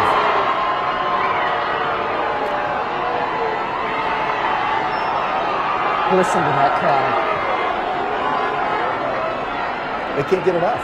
It's a lot of hurry up and wait. You look for the buses, then they come and they go by just to get a glimpse, then you wait for the next one, hoping they might look in your direction. And then the real game comes when the last bus passes you by, and then you make a mad dash down Grand to get over to Union Station and hopefully get close enough to the stage or to one of the 3 monitors, the huge monitors that are out there, that you can both hear and see what's going to be on stage. And that is where Neil Jones already is. He's got the primo spot to bring us that picture as they round the corner into Union Station. Hi, Neil.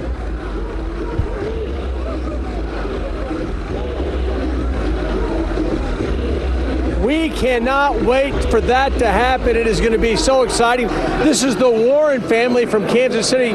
Why was it important to bring your kids out on a cold day? We had to celebrate the Chiefs. We're a #1 fan, you know. They've been my boys since I was like 19. So we had to come celebrate them, even though it's freezing, but we're here. How exciting. They're going to make the turn here pretty quick. What's it going to be like? It's going to be a shocker. I can't wait. I'm trying to get closer to the stage. And how old are you and what's your name? I'm Emery. My name is 10 years old. I'm 10 years old. How exciting is it to get out of school to be able to come to this? Good. It's got to be exciting. You notice, what's your name? Harmony. What's it like being out here today? Cold. It is cold. Ladies, have a good time today, okay? There are a lot of people, thousands and thousands of people who have gathered here in front of Union Station. You can see them up on the hill here. They are waiting for the moment that we have been watching on Channel 5, and that is the moment that the players and coaches and families make the turn, and we see them make their thing. The fans are excited. Guys, it's going to be really loud in a few minutes. Oh, it's already really loud, Neil. Thank you so much. You're having a blast down there, giving us great coverage of this championship parade as we continue to watch buses make their way down Grand toward Union Station. We think this is offensive coordinator Eric Bieniemy on that bus that you were just looking at. And then, of course, just more confetti. And the more confetti trucks are having a good old time. And we saw Juju Smith-Schuster holding a skeleton. Yeah, what was that all about? I don't know. So tweet us your theories on what that's about, but that's different. Yeah, that really is different. You know, he did have a pretty good back and forth on Twitter with the Eagle who James Bradbury. was holding. Got called for holding, so that's been kind of fun to watch. And there is Eric Bieniemy right there. Obviously, he's also responsible for this as the offensive coordinator. Obviously, Andy Reid's the head coach, but Bieniemy has had incredible success here in Kansas City and deserves credit. Think about what Eric Bieniemy has done for this offense. And I know this is not the time or place to talk about it, but why is he not a head coach in the NFL? It just blows me away. The rest of the league's loss is KC's gain. Kansas, you're absolutely right, Jared. Everybody else's loss is Kansas City's gain, and we just continue to rack up AFC championships and Super Bowl trophies with Bieniemy as the OC. And here again, a live picture of the ever-growing crowd. They're in front of Union Station right now as we inch, well, just a little over a half an hour away now from the rally that we're all waiting for, when we can not only see these players and these coaches, but we're going to hear from them too, finally. Oh, can't wait for that. That will be the culmination of what has just been an epic day, epic morning, epic afternoon in downtown Kansas City along this parade route, as people all across the country will be watching highlights of this parade on their newscasts and on their sportscasts tonight all around the country. But here's kind of the flipped angle of what we were just seeing as we look towards Union Station. Let's turn it around, and that's the hill there towards Liberty Memorial, just covered in red as well. And perhaps February 15th was always meant to be a parade day, because today is Justin Reed's birthday, today is Willie Gay's birthday, so two starting players on the defense are having quite the birthday celebration. I don't know if the entire Sea of Red will sing happy birthday, if that would set the Guinness Book of World Records for most gathering or loudest happy birthday song, but hey, congrats to them as well. It's their celebration too. Yeah, kind of a Red Wednesday, kind of a sick out Wednesday, or whatever we call it, Parade Wednesday for all these kids too that get to take the day off from school just to be a part of history in the making. I hope those fans who are watching from the windowsill hang on.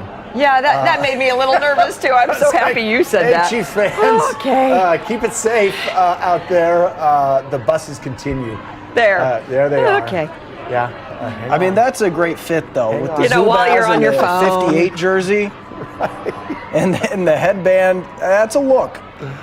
Winners of Super Bowl 57. All right, now we're on the light poles. All right, yep, not supposed to do that, folks, but there he is. Yep. This is why they grease the light poles in some cities to avoid this. Oh, man. So, yeah, your players are still out on the parade route. Some of them have jumped the bus. They're walking along the parade route, high-fiving, getting that love that they're getting at street level, which is so cool.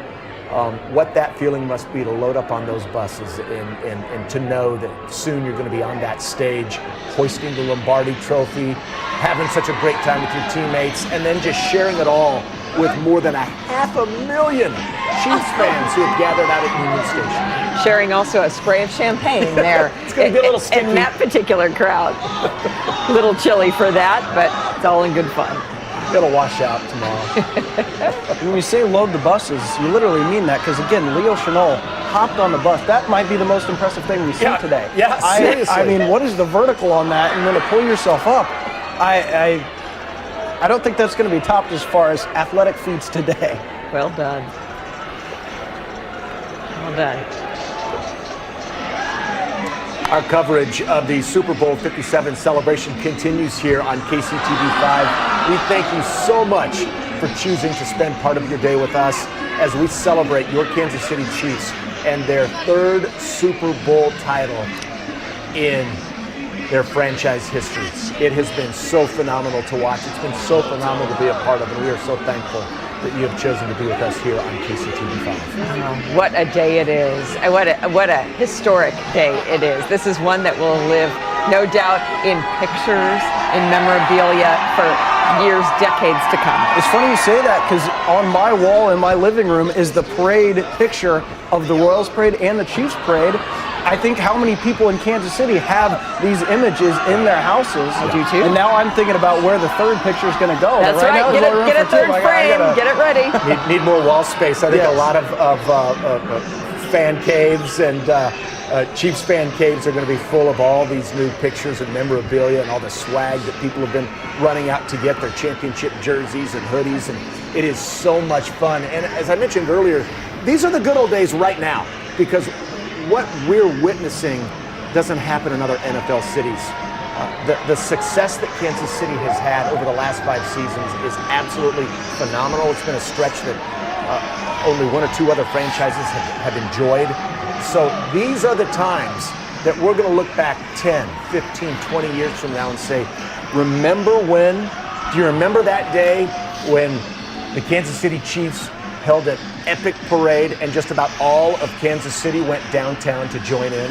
And of course, the grand finale of this epic parade is the rally that we're waiting for here in about 30 minutes from now. And we're going to stay with you right here on KCTV5 to bring you that rally live. So stick with us here for our live coverage of this parade of champions after our Super Bowl 57 win.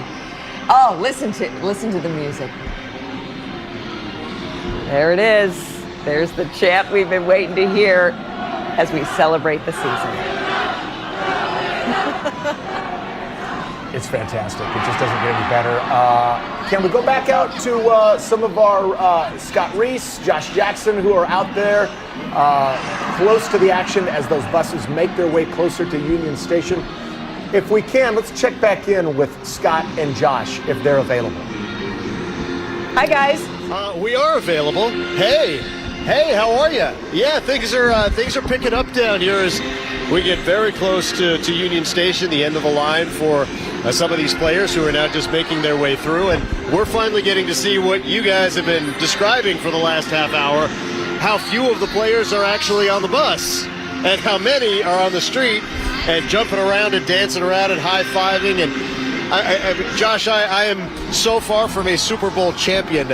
I cannot fathom, even though I am witnessing it, I cannot fathom what it must be like for these guys to do this right now in front of 500,000 people. Oh, my goodness.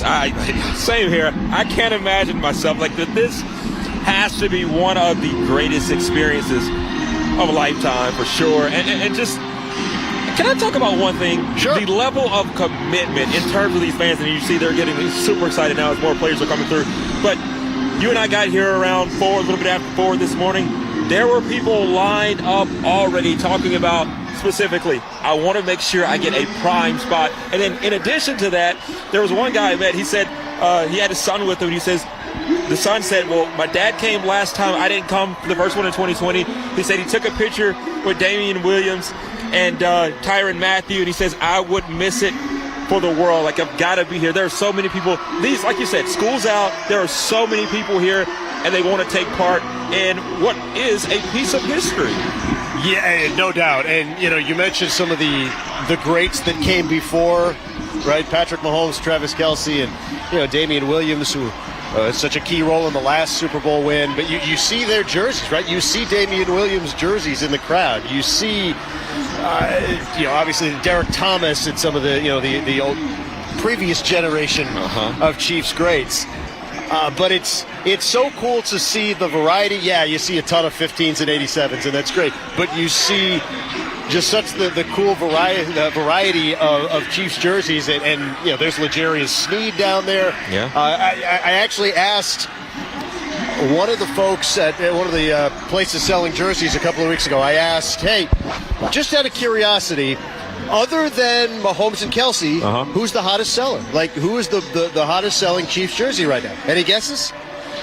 Maybe Chris Jones? That was my first guess. Okay. And it was Isaiah Pacheco.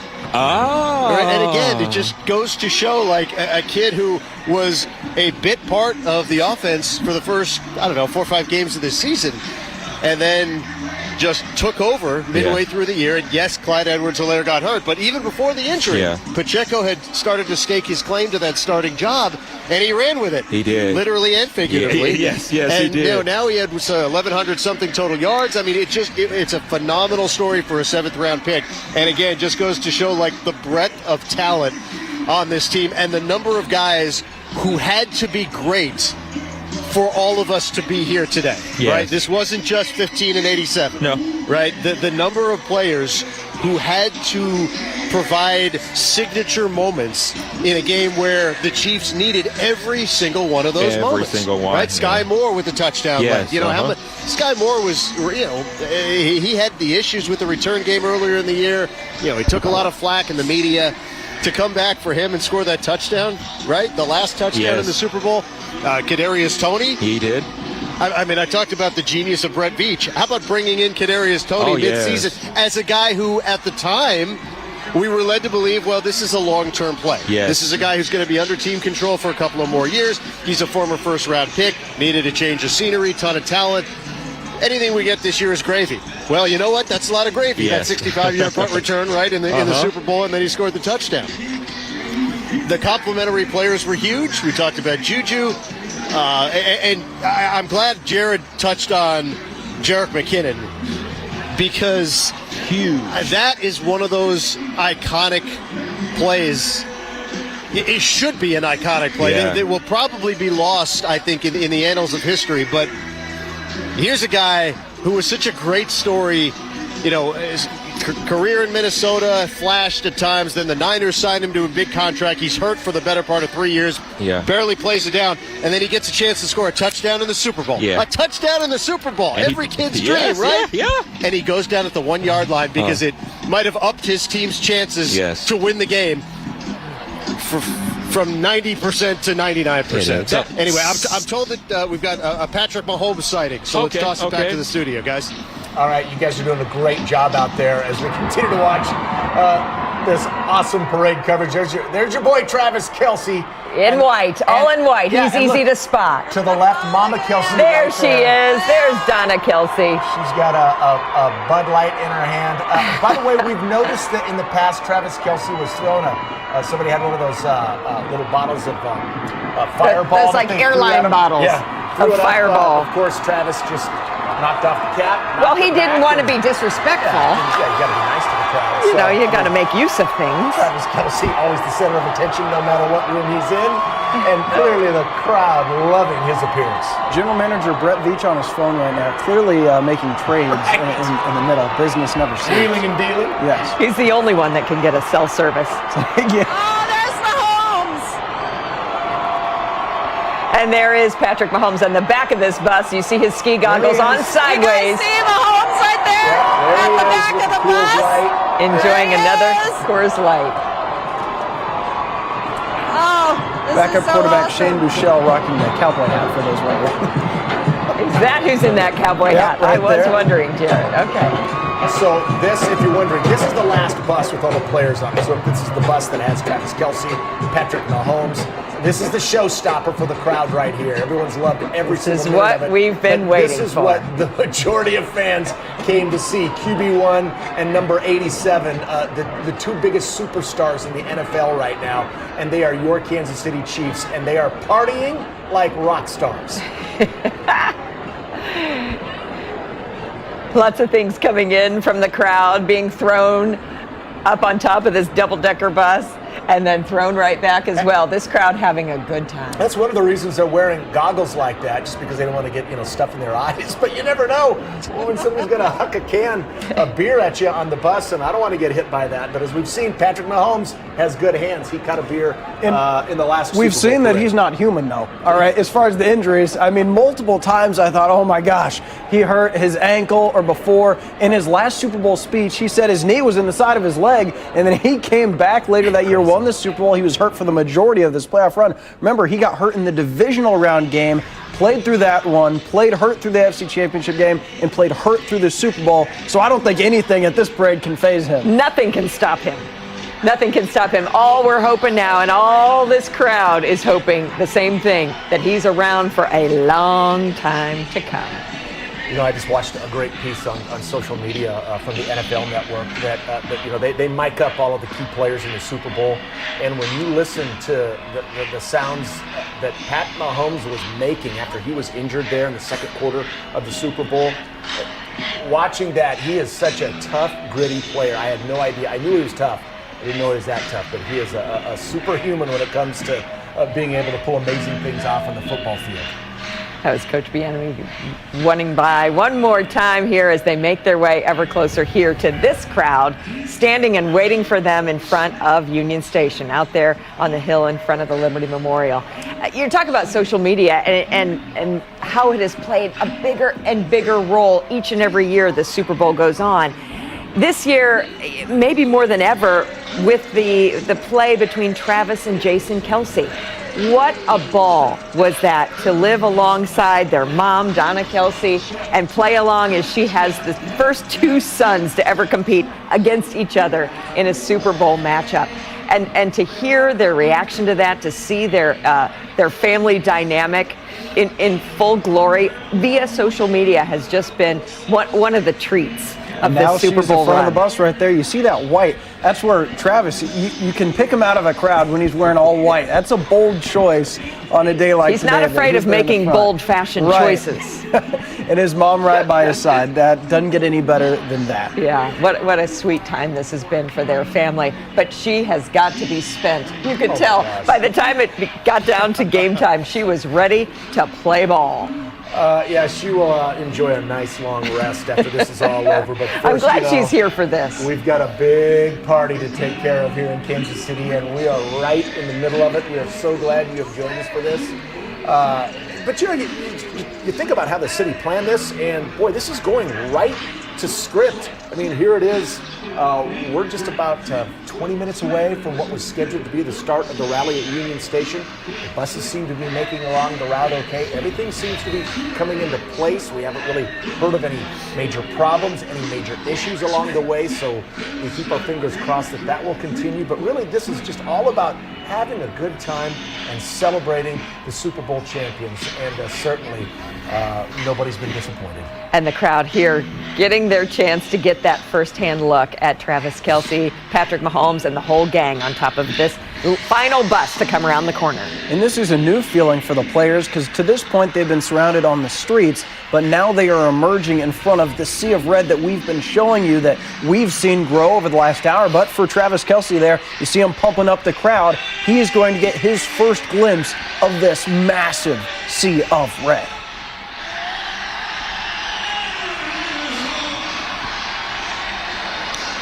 And they're being passed along the bus is the Lombardi Trophy. Scott, Josh, you seeing this? I think he's waving to you guys.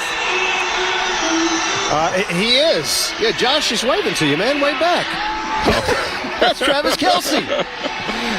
It's so cool. And I think Jared makes a great point. Like, these guys just got witness of what we've been looking at for an hour and a half here. Well, really, we've been looking at for about 6 hours here. But this ever-growing sea of red.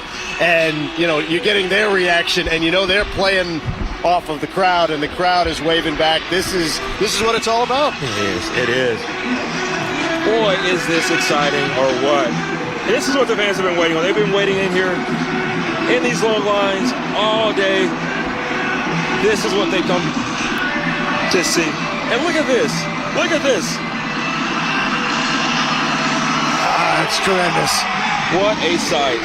And, you know, now, guys, we are seeing I don't want to say it's a dead sprint, because most of these fans can't sprint hundreds of yards at a time, but they're huffing and they're puffing and they're running behind these final buses trying to get their spot.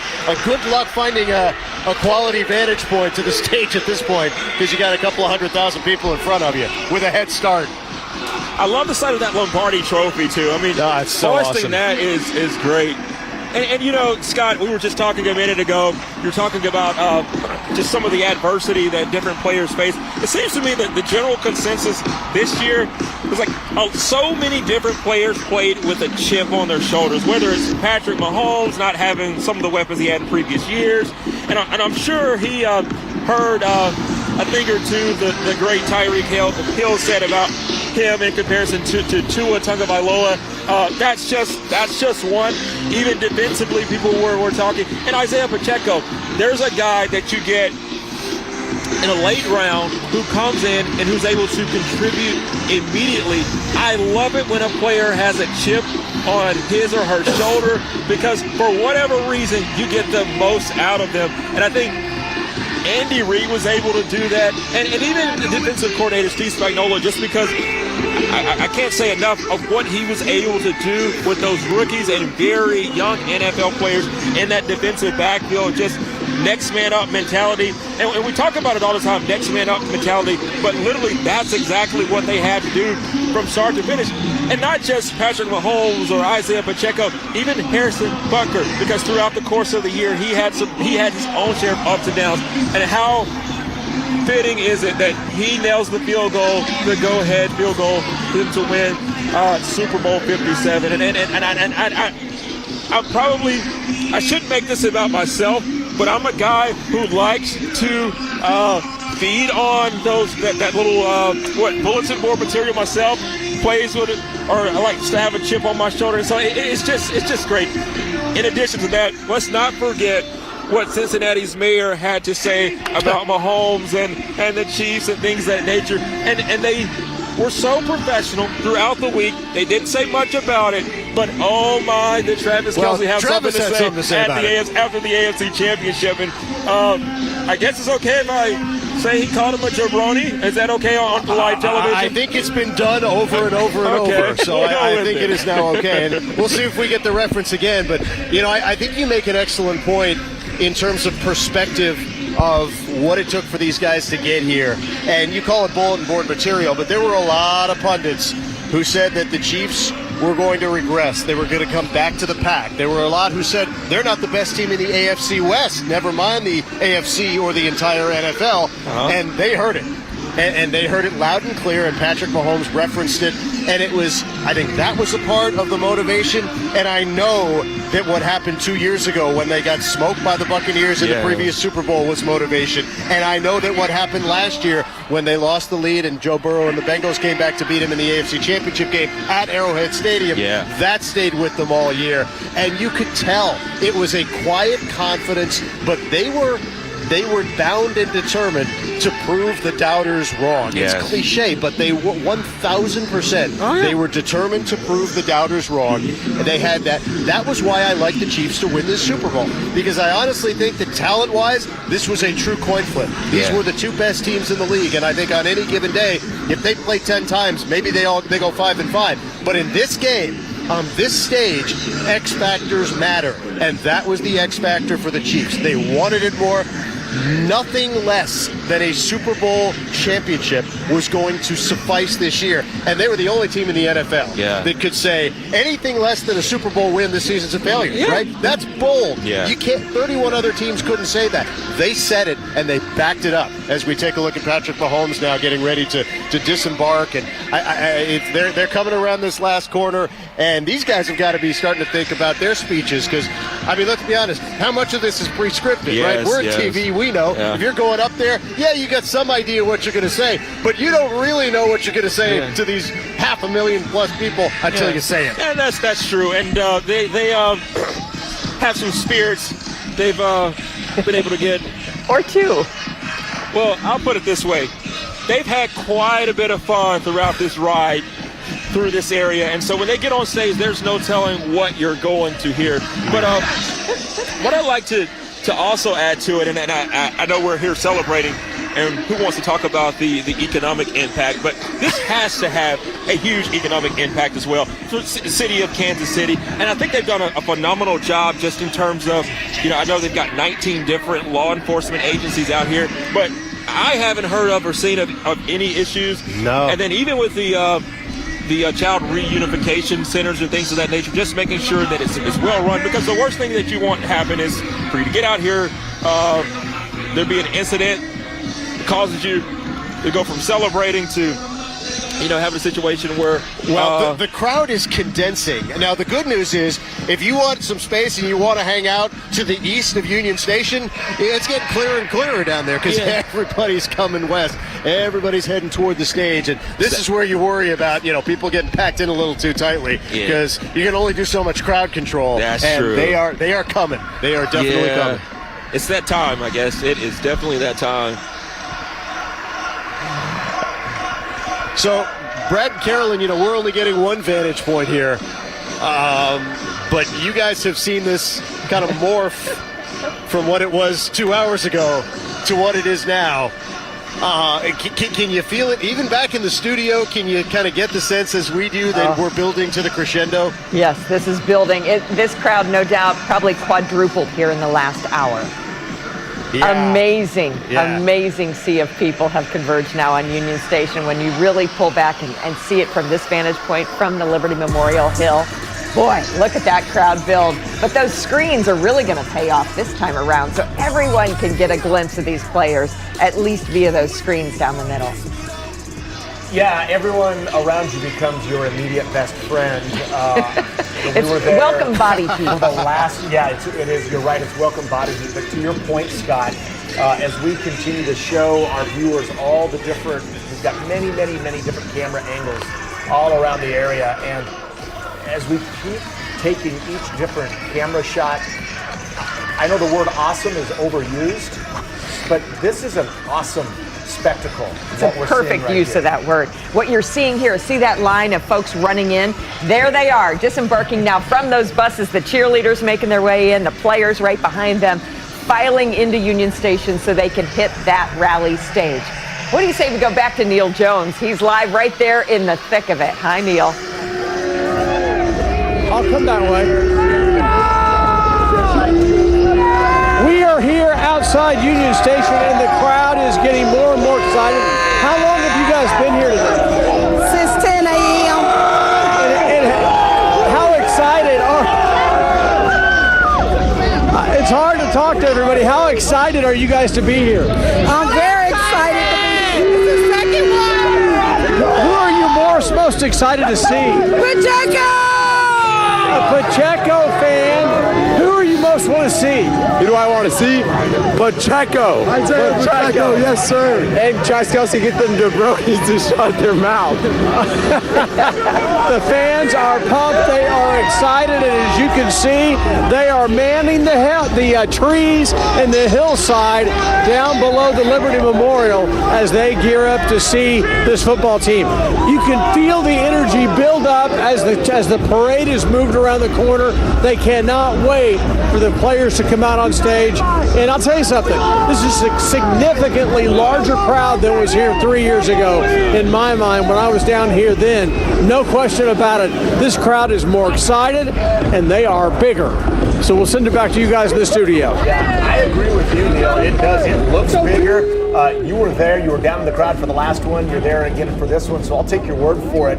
It does appear that there are more people at this parade than the last one. And boy, Neil was just getting swamped with fans there. And how about all the love there for Isaiah Pacheco? Yes, Love it. that's what I'm saying. This year, it just seems like the love is more well-rounded for the entire team and even the coaches, Jared. And that's where, for us, we're used to this, as everybody knows, second in 4 years. But think about how many players, this is their first Super Bowl. There's still only a handful, obviously the core guys like Patrick Mahomes, Chris Jones, Travis Kelce, but all the new players, the rookies, the free agents, this is truly their highlight. This is what they look forward to.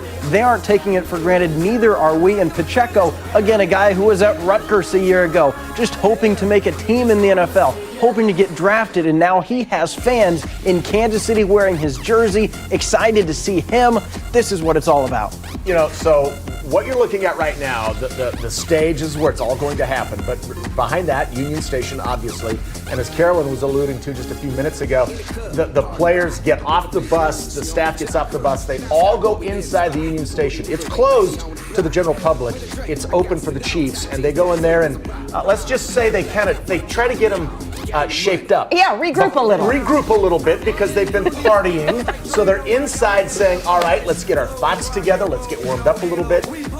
Maybe have a little cup of coffee. Maybe some coffee, some quick caffeine. Maybe put the Coors Light down. Get ready, get your mind right to address this crowd that is so anxious to see you. You know, I've been talking all season ad nauseum to my friend Brad here about my love for Travis Kelce and now for his brother as well, frankly, being an Eagle, granted, but at his mom too. So take a look at his Instagram post from earlier today. Let the games begin. Travis and his mom there, of course, front and center on one of those double-decker buses today, as she should be. Yeah, wearing the white tracksuit, you know, Travis always the trend center. This is Patrick Mahomes. What he tweeted out, let's get this thing started. And yeah, we can confirm they did get this thing started. It has in fact started. Yeah, and it continues. And man, is it a world-class party. We just saw Patrick Mahomes' wife Brittany rounding the corner to go into Union Station. They're on the back of that bus, and you could see them shaking their case of Coors Light, kind of saying, "Oh, it's gone. What happened to it?" And you clean it up, ready to go, ready to hit that rally stage in about 5 minutes from now. Can't wait for that. Right there to take it all in are Scott Reese and Josh Jackson right there at the head of it. Guys? Hey, Brad, I lost you there for a second, but I think it's go time for us. Yeah. I'm also a little curious about the Let the Games Begin social media post. I mean, what have we been doing for the game's just beginning. Man, this thing is ending. I mean, what a ride it's been. And, you know, they're making some announcements now, some special introductions. So soon enough, they're introducing Mitch Holtis, the play-by-play voice of the Chiefs, to the crowd. So we're going to get the big boys here soon. And again, a lot of anticipation in terms of what we will hear from Mahomes and Kelce, et cetera. The other thing that catches my attention now that we're flipped around and looking away from the procession for the first time, I don't know what the Westin was charging for these rooms, but these folks are getting their money's worth. More on that, but Mayor Lucas is at the podium. Let's listen in. So let me see where everybody's from. If you are from Missouri, make some noise.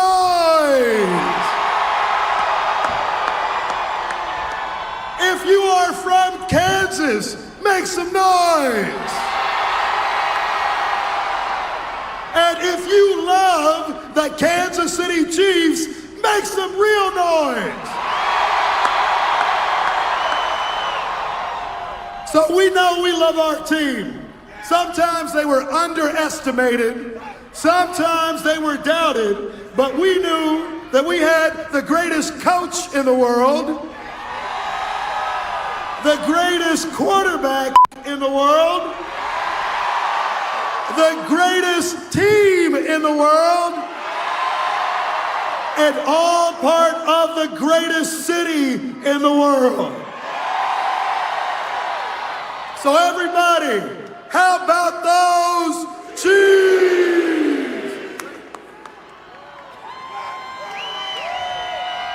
And now, from the great state of Missouri, the 57th governor of the state of Missouri. It was meant to be to win Super Bowl 57. Here's Governor Mike Parson.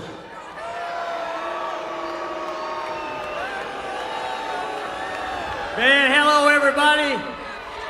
I wish you could be up here and see what I see, because all I see is the kingdom, a Red Sea all the way from Kansas City, all across the state of Missouri. Thank you all for being here today. So it is a great day to be the 57th governor when all of you fans brought home the 57th Super Bowl trophy. What a great day for our state.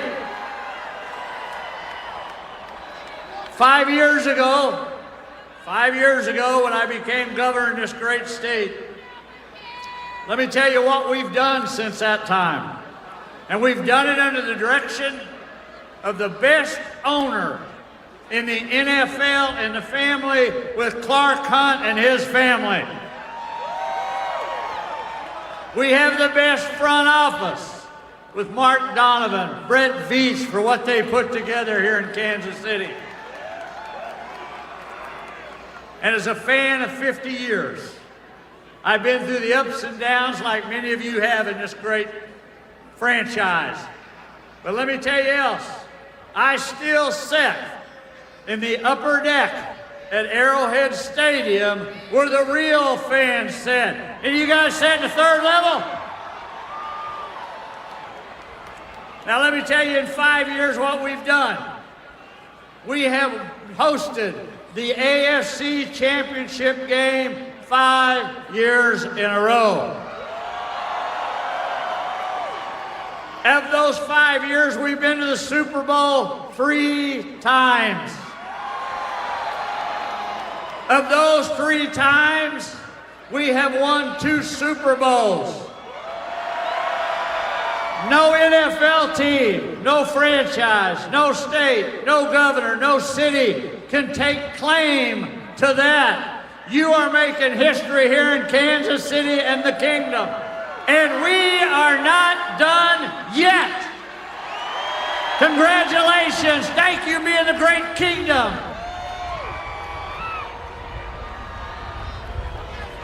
Thank you, Governor. We also have the best cheer squad in the National Football League. And now we're going to have 2 performances, half squad at a time. So welcome out half of our 2022 World Champion Chiefs cheerleaders.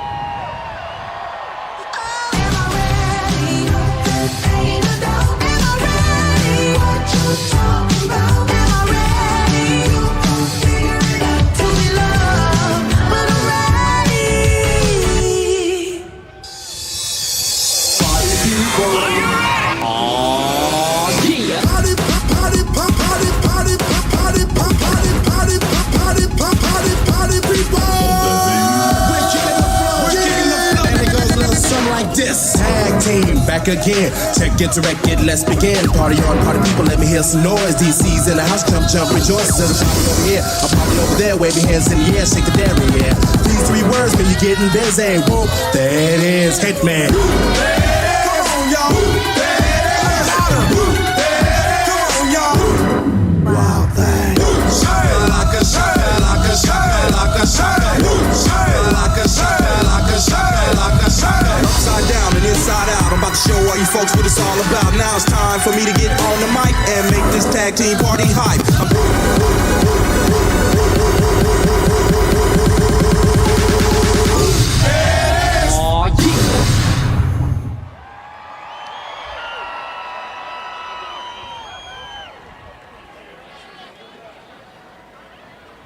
Yo, I'm ready. I'm ready, let's go. Stomp your feet and clap your hands with me, it's a celebration. Woo! Yeah, stomp, stomp, clap, clap. Wow, stomp, stomp, look clap. At this, Kansas City. You got it. Tech 9, let's go. KCTV5. I'm representing KCTV5. What? Yeah. Consider ducking us, cause ain't nobody touching us. Got the city loving us, they jumping like it's double dust. Come through in the country, just make it, so you must be rough. Ain't never been no lucky stuff. We winners that we got we tough. See my flag, they buying it. Now there's no denying it. Anything that got my city's logo, now they buying it. Keep them going crazy though. TV and the radio, been watching since a baby, so I'm representing KC-Mo. KC-Mo. What? I'm representing KC-Mo. What? Y'all ain't messing with KC-Mo. What? I'm born and raised in KC-Mo. What? Yeah. Stadium is shaking, they can feel it around the nation. Cause my plays we making got the opposition pacing. With my team awakening to facing annihilation. We put down a demonstration, you should have stayed on vacation. When you think you got it, then you show you that you're not it. You're gonna find defeat wherever KC has us spotted. We're gonna run you down if you bring it to us. And we win. Kansas City, we hold the title. World champions. KC-Mo. What? I'm representing KC-Mo. What? Y'all ain't messing with KC-Mo. What? I'm born and raised in KC-Mo. What? Yeah. Wow.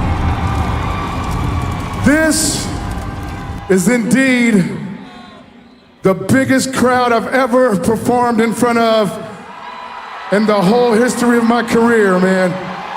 Kansas City is the biggest crowd I've ever had right now. Whoa. So, I'm gonna dedicate this next song to all of y'all and the Kansas City Chiefs. Let's go. Tech Nina. Where we from? Kansas City. You ready? You ready? 3, 2, 1, go! Welcome to the Red Kingdom. What? Red Kingdom. Welcome to the Red Kingdom. What? Red Kingdom. Welcome to the place where we run it. Place really hunted. My number 58 is DT the Great, and we front it. Hate and we shun it. No competition, the opposition fake. I don't think they really want it. Loud sitting next to me. Loud is the recipe, no doubt.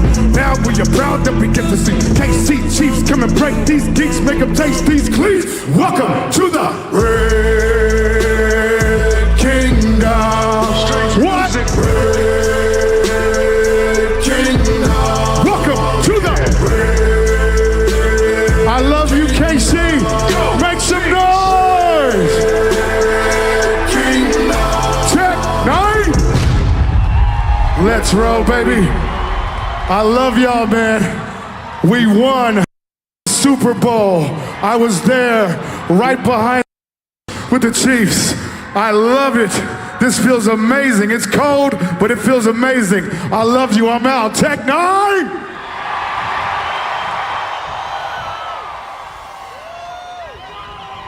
How about that? A performance from Tech 9. The songs that all of Chiefs Kingdom have come to love, Red Kingdom and the others. And what a day for Kansas City as we continue to celebrate the Chiefs' victory in Super Bowl 57 and all thing Chiefs Kingdom. The Rumble are just about ready to take the stage as we... Carolyn, you were just saying this is so much fun to watch. It's amazing. Casey Wolf getting the crowd even more pumped up than they already were. Okay, let's listen in. KC Rumble.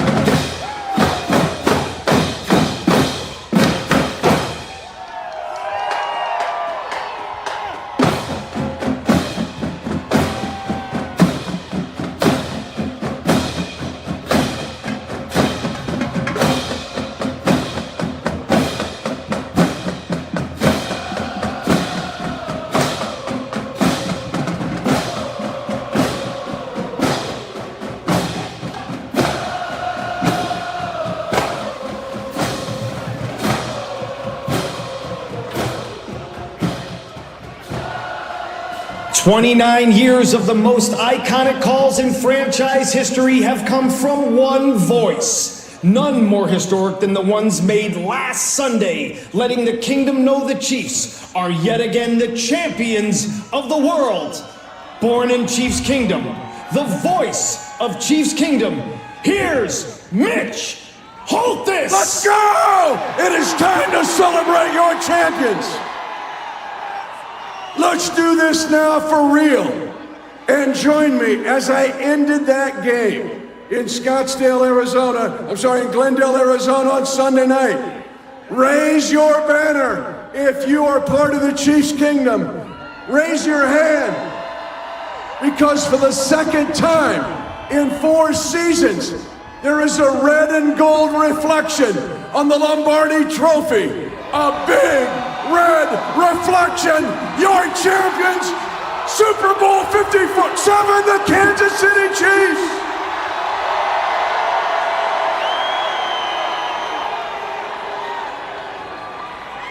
And it's just not what the champions of Super Bowl 57 did, it's how they did it.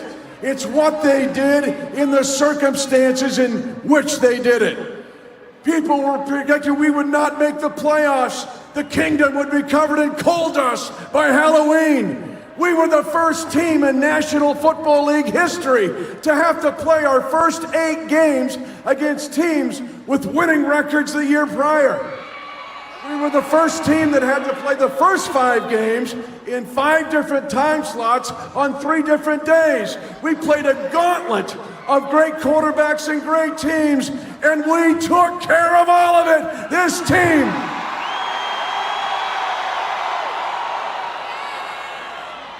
This team, your champions of Super Bowl 57, are a forevers team. And this afternoon, we celebrate that, the entire Chiefs Kingdom. And now, let's do this and do it right. And take off your headgear and celebrate the greatest nation in the world. Ladies and gentlemen, our national anthem.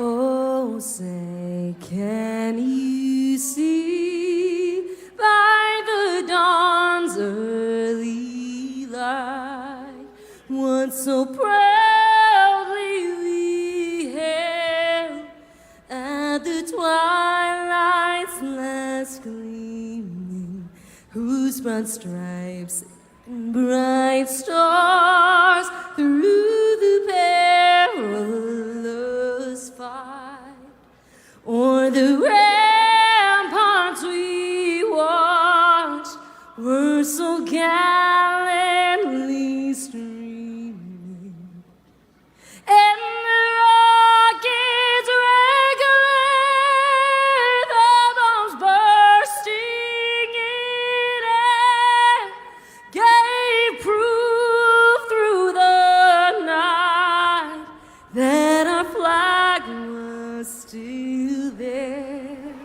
Oh, say does that star-spangled banner yet wave o'er the land of the free?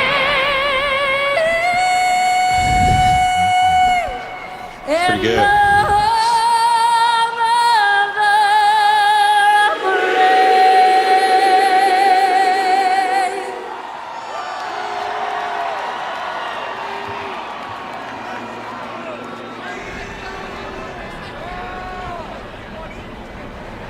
Beautiful rendition of the national anthem there in the home of the Chiefs here as we welcome you back to our KCTV5 coverage, our Parade of Champions ending in a rally. We're just waiting now for the last few moments before we finally get to hear from our players. Forever's team, a team that overcame so much to become our third World Championship team, the champions of Super Bowl 57. They trailed by 10 points at halftime. In Super Bowl history, teams that trailed by 10 points or more were 1-26. Now it's 2-26. Let's go back to the desert and celebrate an incredible victory. But Andy Reid changed these two franchises and made them consistent winners. And we are finally ready to start this game. Mahomes in the pocket, floats a pass near side. Kelsey over the shoulder. He's got the catch. He's got the touchdown. Cornell, the ball's out. He kicks the ball.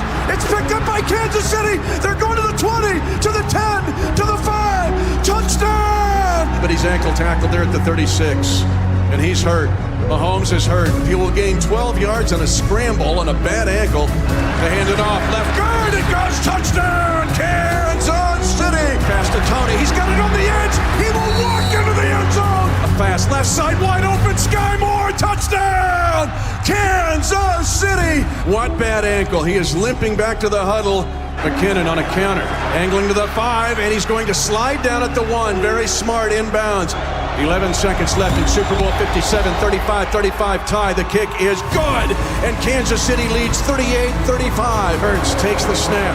The Chiefs only rushing 2 on a delay. Clock is going to be out of time, and the pass is going to be underthrown. It's incomplete. It's incomplete. Everyone who claims the Chiefs Kingdom will raise a banner above the National Football League again. For the second time in 4 seasons, the Lombardi Trophy has a red and gold reflection.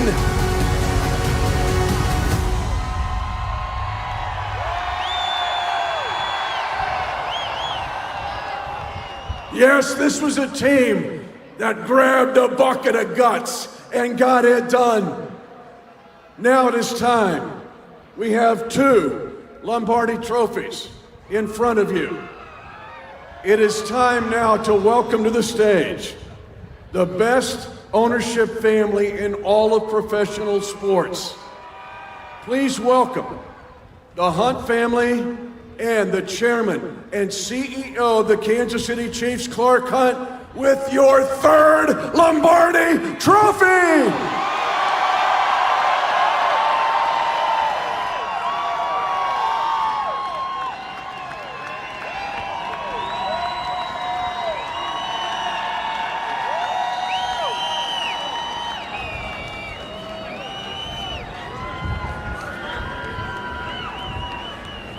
How about it, Kansas City?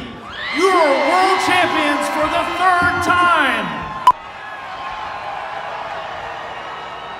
It is so great to be back here celebrating with you, and I'm glad it didn't take another 50 years. There is nothing like the pure joy of a Super Bowl parade. It's a joy that comes from getting to share it with the people you love. It's a joy that comes from knowing the hard work it took to get here. In the past 2 seasons, we fell just short of our goal. That disappointment led some to doubt us. Heading into training camp, a lot of the so-called experts counted us out. They said we were going to take a step back. They said our division was too tough and that we would be lucky to even make the playoffs. But we knew better. This team knew better, and Chiefs Kingdom, you knew better. I am so proud of this team, their fight, their resilience, their heart.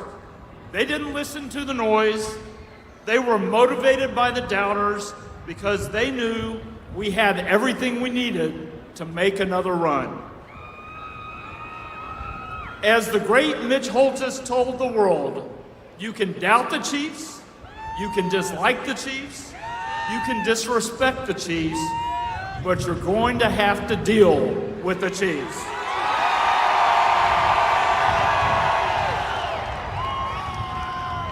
The great thing about pro football is that it is the ultimate team sport, and it takes a great team to do something special. The Lord has blessed our family with an amazing group throughout the franchise. That starts with President Mark Donovan.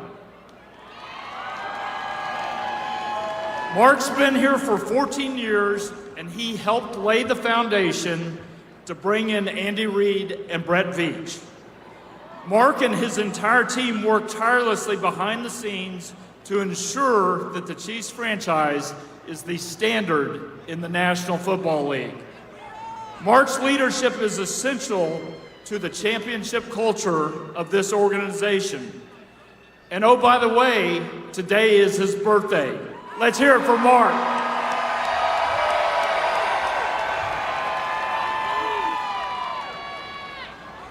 On the football side, it doesn't get any better than Brett Veach. He's smart, he's aggressive, and he's always working to make the team better. Brett and his outstanding staff made some big moves this offseason to put us in a position to win, both now and into the future. If you needed any proof of Brett's genius, look at the young guys on this team. 20 of the last 22 draft picks were on the active Super Bowl roster. We had 10 rookies play in the Super Bowl, the most of any team in 33 years. And 2 of those guys scored touchdowns. It's all a testament to Brett and his player personnel staff, so let's hear it for Brett Veach.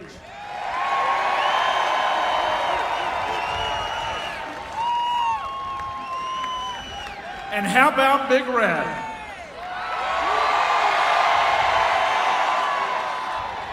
Ten years ago, when Andy showed up, it completely changed the perception of Chiefs football. We've had a winning record in every one of his 10 seasons in Kansas City. Andy's staff and players love him, believe in him, and trust him completely. I said it after the Super Bowl, and I'll say it again. We've known for a long time that Andy Reid is a Hall of Fame coach, but I'll take it a step further. I truly believe that Andy is one of the greatest coaches in the history of the NFL.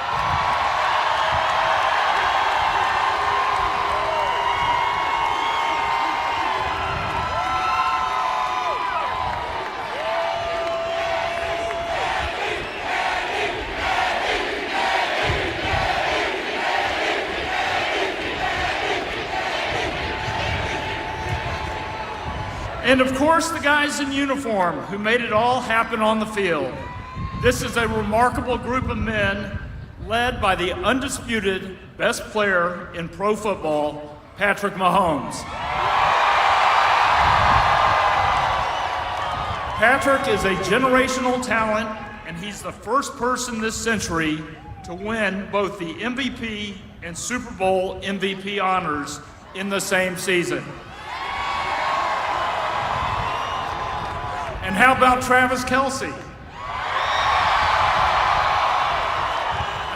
Beyond his amazing ability to get open, he's the emotional heartbeat of this team, and of course, the life of the party.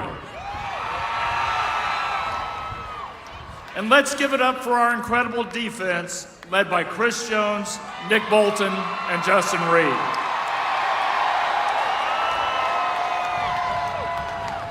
These guys made us all proud.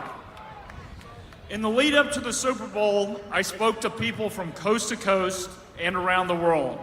There's no doubt that the Chiefs Kingdom has grown. We've got fans all over the country and all over the world celebrating with us today.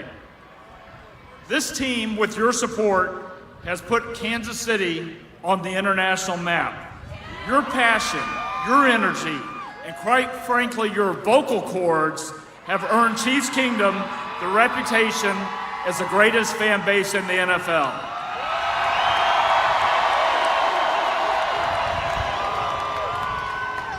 All around the world, they know about the Kansas City Chiefs. And the one thing they know for sure is that Kansas City is a city of champions. Thank you for your part in it. Thank you for being here today. And congratulations to Chiefs Kingdom. Once again, you are world champions.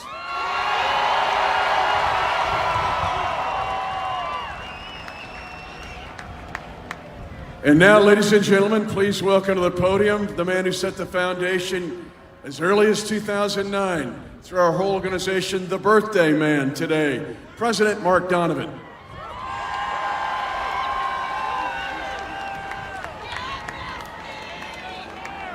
Thank you, Chiefs Kingdom. Let me first start by thanking Clark, Lamar, Sharon, Dan. Appreciate it. All right.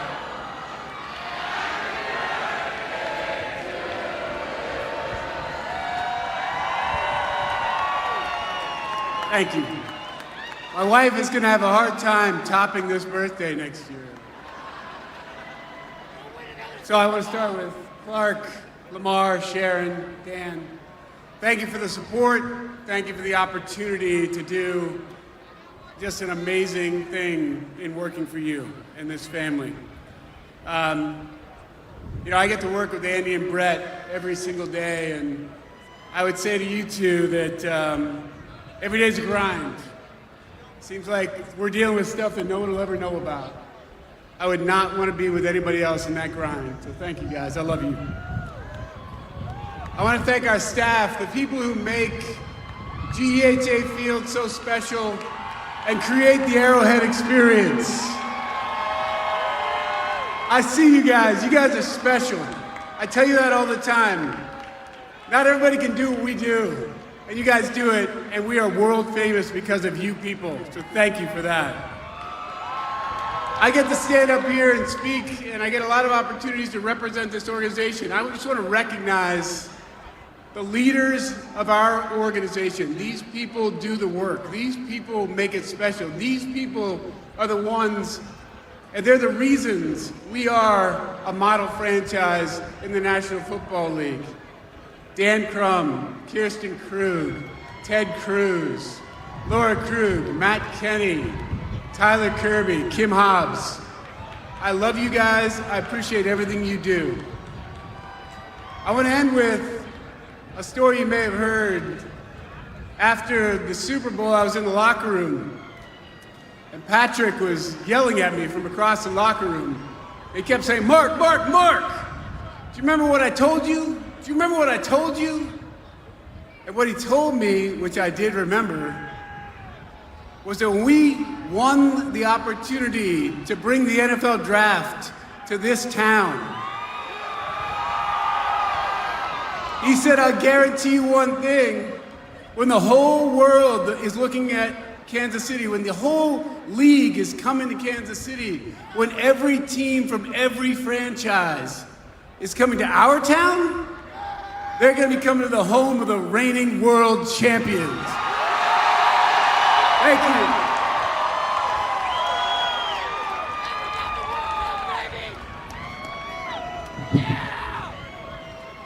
We have an incredible organization. I see people down here from athletic training, from our video staff to our equipment staff, the best in the league. But we have a group of people that work tirelessly all year long to make you a winner. And leading that group is our general manager. Let me just put it this way. When we played in the conference championship game and beat the Cincinnati Bengals,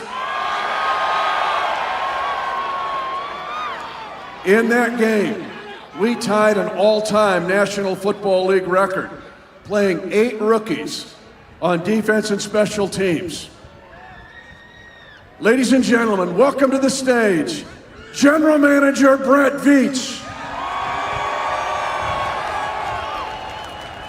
Thank you. Awesome. So, start the season, 24 new faces, and 11 of them are rookies, and many people thought this was a retooling year. So, in Kansas City, this is what a rebuilding year looks like right here. I know how this drill works. I'm on a time limit. I just checked my phone. We got 8 minutes to get another epic Travis Kelce speech, so I gotta be quick. I got it. So let me say my thank yous first, and starting at the top with the Hunt family, Clark Tavia, his amazing family. Thank you so much. You guys are truly the best owners in all of professional sports. Thank you so much. Mark, I love you, man. Happy birthday. You do so much on the business side, but people will never know how much you do behind the scenes for Coach and I, and you're certainly the best. Hall of Fame Coach Andy Reid. Yeah, the best, man. I love you. Your staff, amazing. What they did with these young guys and all the turnover is nothing short of amazing. The support staff, Rick Burkholder and his staff. I don't know where you are, Rick. Yeah, I mean, keeping Pat Mahomes healthy is probably the most important job. So, Rick and his staff, thank you so much. Alan Wright, I see you there, Alan Wright. Thank you, buddy. Thank you, man. You've been here for a while. Appreciate all your work, Pat Brazil, the entire support staff, and the staff that's closest to me, my personnel staff right there. You guys are awesome. I actually texted them on the way down to the game and said, I feel like the Speaker of the House and not the General Manager, because you guys are so smart and you blessed me with so many great ideas. Our roster, our team, I've never been around a group of players that were so unselfish and really every step of the way emphasize team. So thank you very much. And last but not least, the Kingdom, you guys make everything happen. We are here for you, so thank you very much. Give another big cheer to this incredible group of people on the stage. And as they exit the stage, we're just minutes away from welcoming your champions. But let's meet now the other half of our Chiefs cheer squad.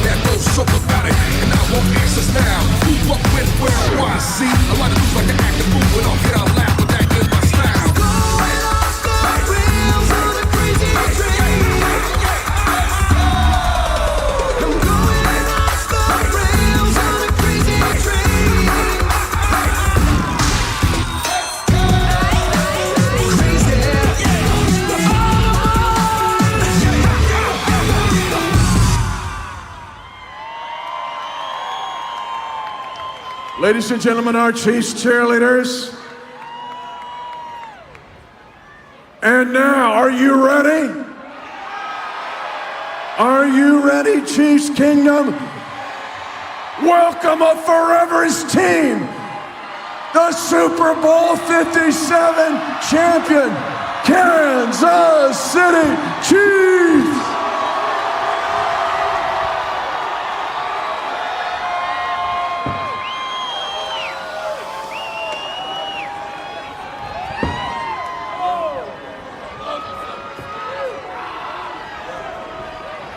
Okay.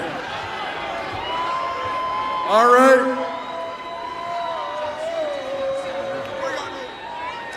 All right.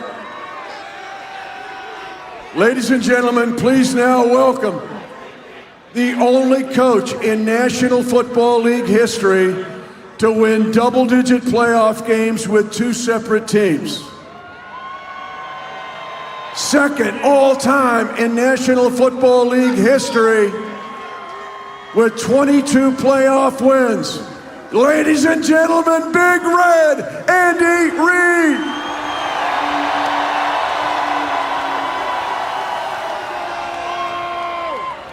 I'll tell you what, there's some great cities in America, but there's no place you'd rather be and no greater place to be than right here, baby. You are the kingdom, and let's give it one for the world. How about those Chiefs? That's what we're talking about. I'm very proud of these guys on the stage, very proud of our organization, very proud of all the guys that Brett Veach mentioned that are out in the crowd here. We have the number one, not very often are you able to say you're the greatest team in the world and have the greatest players in the world and have the greatest organization in the world and most of all, the greatest fans in the world. We love you, man.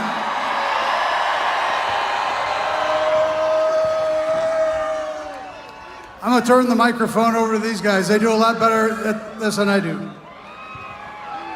Thank you, Coach.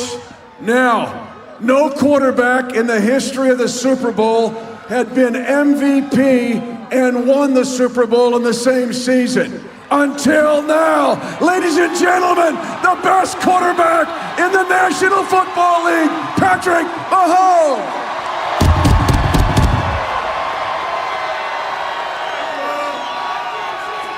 Kansas City, how we feeling today, baby? How we feeling? Kansas City with the world champs, can I get hell yeah? Hey, we just want to say we appreciate everybody that's here today. We're back again. We're back again. Before we started this season, the AFC West said we were rebuilding. I'm gonna be honest with you, I don't know what rebuilding means. In our rebuilding year, we're world champs. We're world champs. I just want to say we appreciate everybody here today. Arrowhead Stadium's one of a kind, and we just want to say Chiefs Kingdom is one of a kind. So give a round of applause for everybody that's standing here today. And before I give it to the main show, Travis Kelce, I just want to let y'all know that this is just the beginning. We ain't done yet. So I'll make sure to hit y'all back next year, and I hope the crowd's the same. Appreciate y'all. Let's go, baby.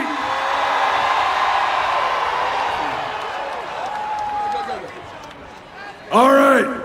Now, he set an all-time Chiefs record this year with 180 tackles. And when we needed our defense, they stepped up all year. And how about a scoop and score for a touchdown? Kansas City in Super Bowl 57, linebacker Nick Bolton. Where you at, Nick?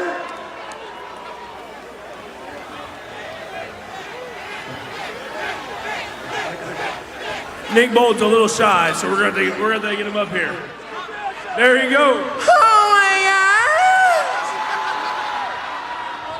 How we doing, Chiefs Kingdom? Hey man, I just want to give y'all a special shout out, man. I appreciate our support, man, from Missouri all the way to here, man. This, like Pat said, man, it's just the beginning. We're just getting started, man. I see y'all boys next year. And can I get a big old M-I-Z?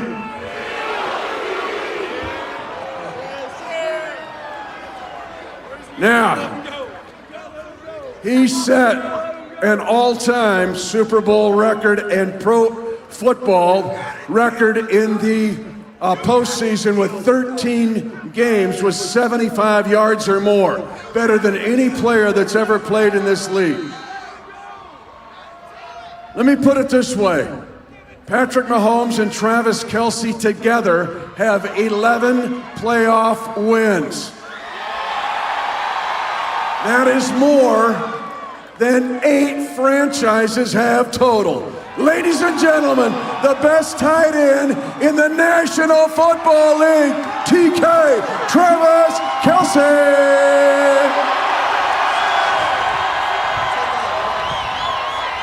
Chiefs Kingdom, let me hear you!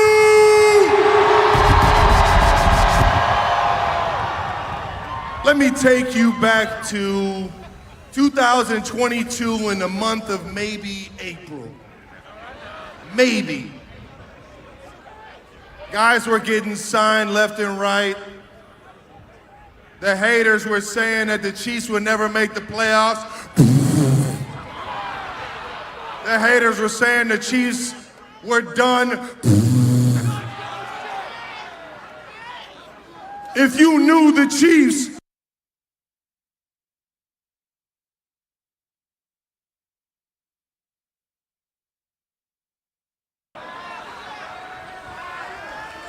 if you knew the Chiefs were going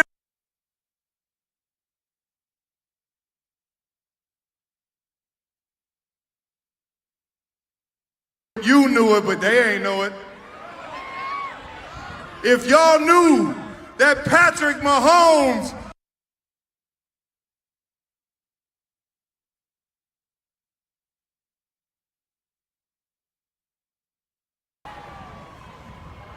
if you knew the Kansas City Chiefs were gonna have the best offense in the National Football League, let me hear you say,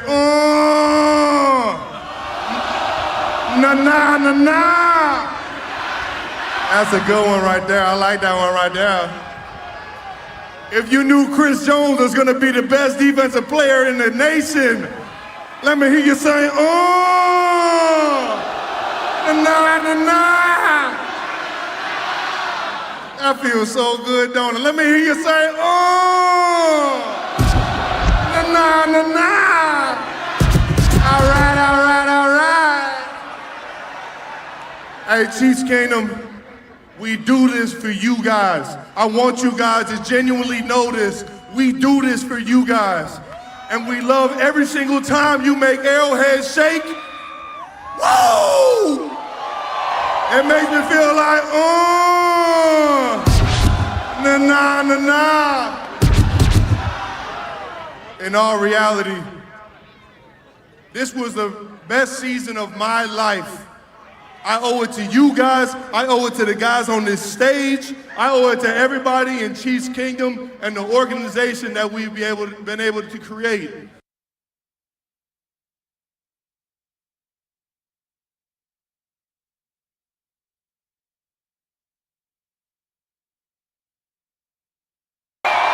Let me hear you say,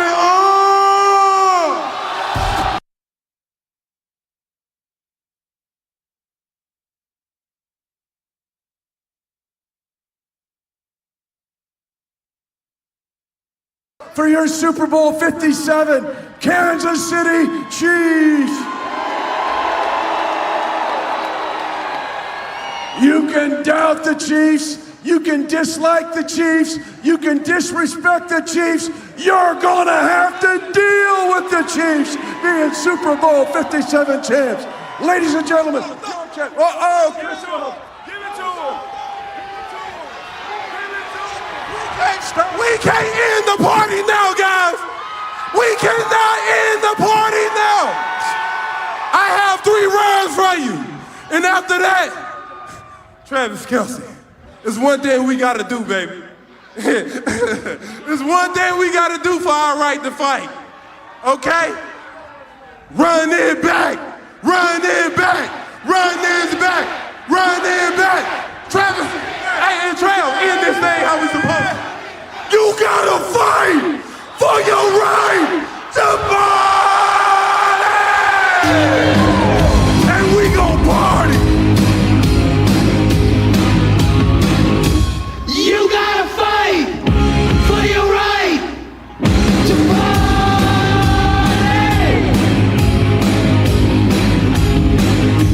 You gotta fight for your right to party!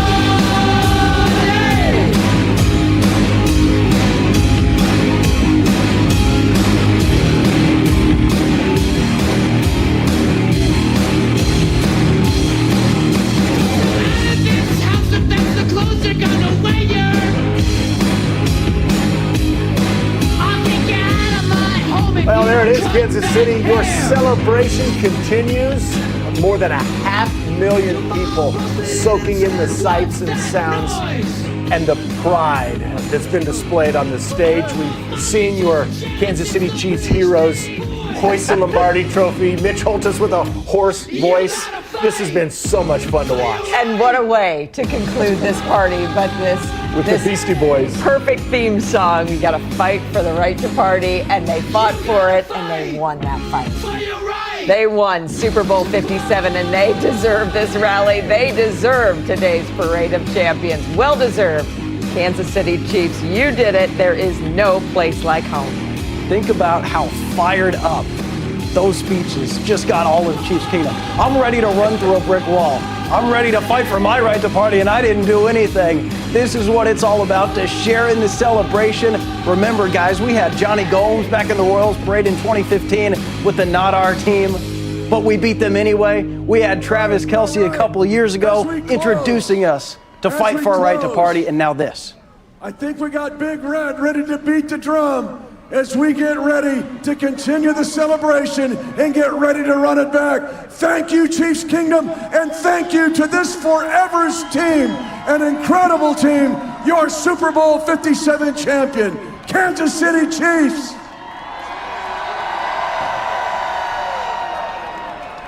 Hey, Kansas City, let's turn up tonight, baby. Let's do it.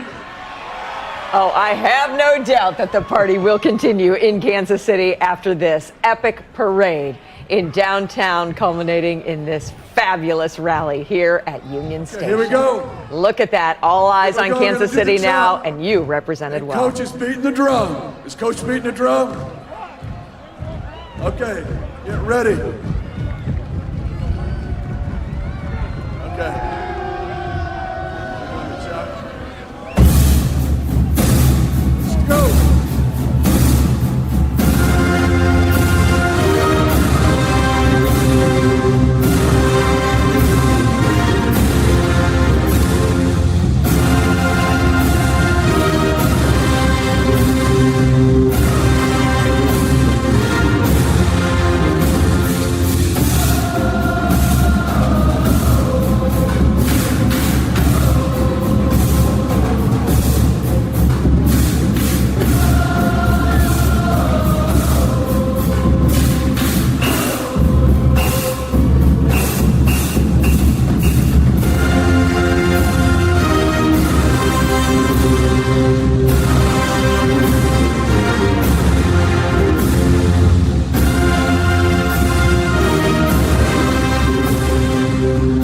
So much fun to watch. The theme toward the end of the ceremony, Run It Back.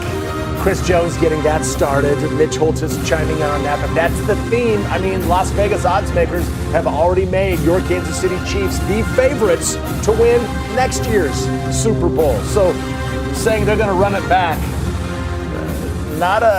means so much, doesn't it? Not a boisterous claim here. That's what the Chiefs expect to do. That's what Las Vegas expects them to do, and probably what most NFL fans around the country probably expect to see the Kansas City Chiefs make a deep run into the playoffs again next year.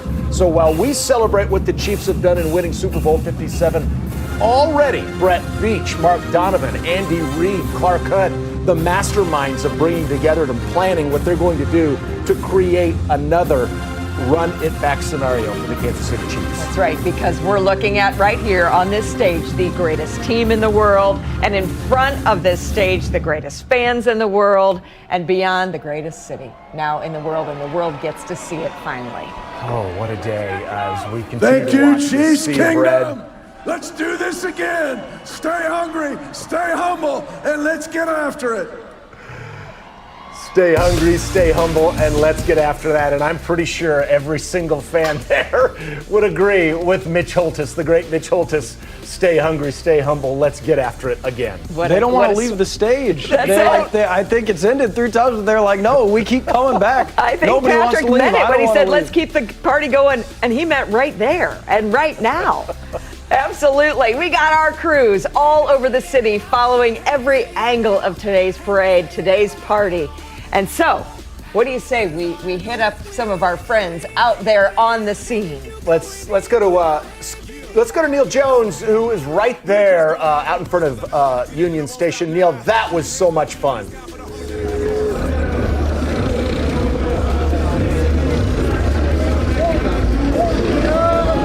Well, we are watching tens of thousands, hundreds of thousands of fans leaving the area, and they heard the message from Chris Jones loud and clear.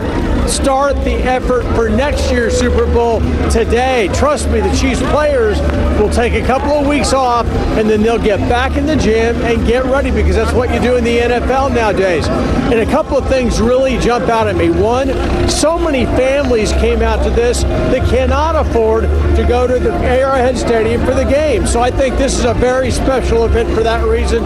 And then I think this is special for people who couldn't even be here. Ma'am, what is your name? Halitha.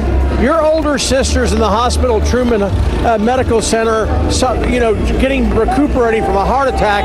What has this playoff run meant for her? Well, this playoff means a lot to her. She is not even just a super fan, she's a fanatical super fan. My sister's loved the Chiefs since I've known, and she's like 55, so it means a whole lot to her. And I just want to tell her that they did it, babe. They did it. Very good. That's in there, and I think that she speaks for a lot of people. I think this championship resonates with people who aren't really that big of sports fans, because I think it's about Kansas City, Missouri, about our city, about our people, and I think it's excuse me.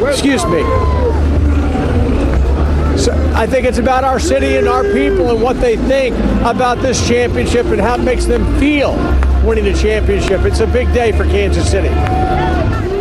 It's an epic day for Kansas City, Neil. You're right. Thank you for that.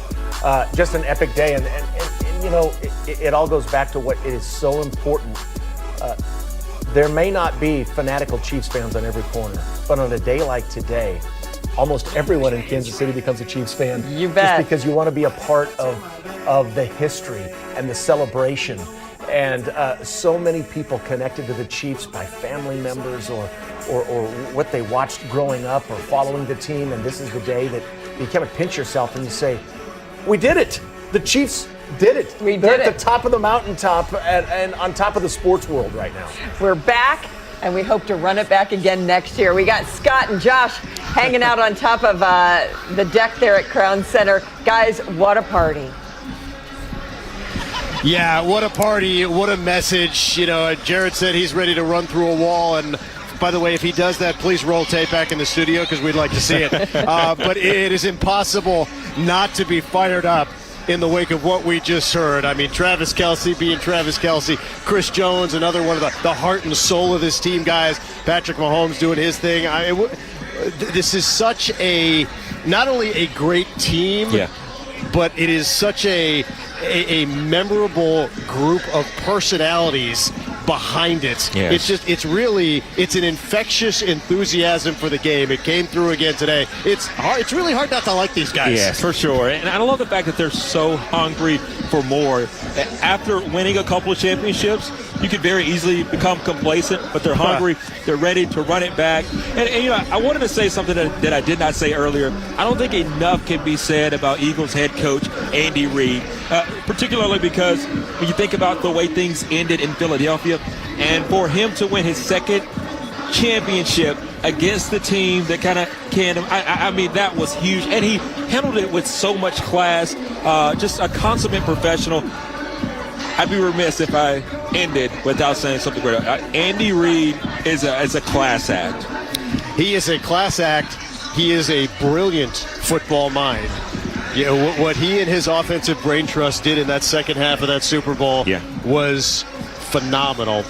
And you have to appreciate how he handled that storyline, which he didn't want any part of. Yeah. Right? And he was asked over and over all week, every press conference we were at, he must have answered the same question 52 times. Yeah, what would it be like to beat your old team? And he wanted no part of it, right? He didn't want this to be about what was in Philly 10 years ago. He wanted this to be about what is in Kansas City right now. Yeah. And he made it about this team. And it's about the guys, and it's about the front office, and it's about the fans. It was never about Andy Reid. Yes. And I think, again, that just speaks to his character and another reason that he goes down as one of the all-time head coaching greats. Yeah, you can't help but root for him. I think what a lot of people wouldn't say is the amount of pressure that was on him. If you make it to 5 straight AFC championships and you walk away with only one, massive. That is massive huge. difference. Yeah. And for him to win 2 out of 5, and you mentioned it the night of the Super Bowl, you threw out the word dynasty. I mean, what else are you going to call it, you know? And I can't wait to see what next year holds. I'm excited. They're playing the song, All I Do Is Win. Look, I'm fired up.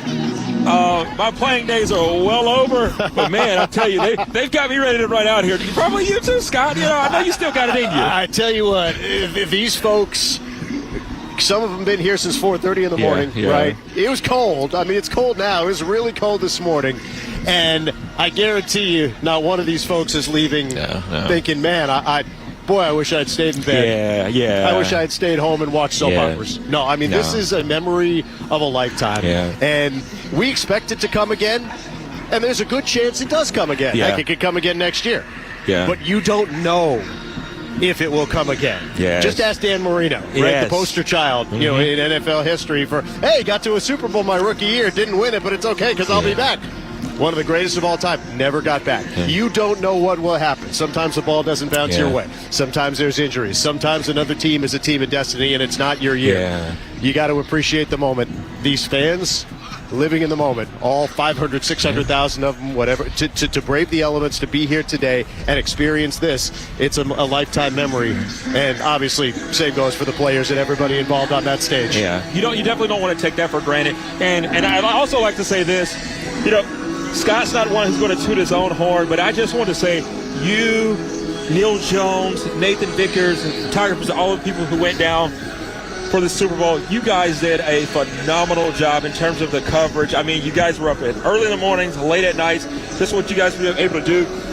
We're grateful for it. We were grateful for it back here at home. And what a way to end the football season, man. This is awesome. You know, it was a tough gig. But somebody had to do it. Somebody had to do it. I mean, look, if you can't get fired up about covering a Super Bowl, man, you're in the wrong business. It was a blast down in Arizona.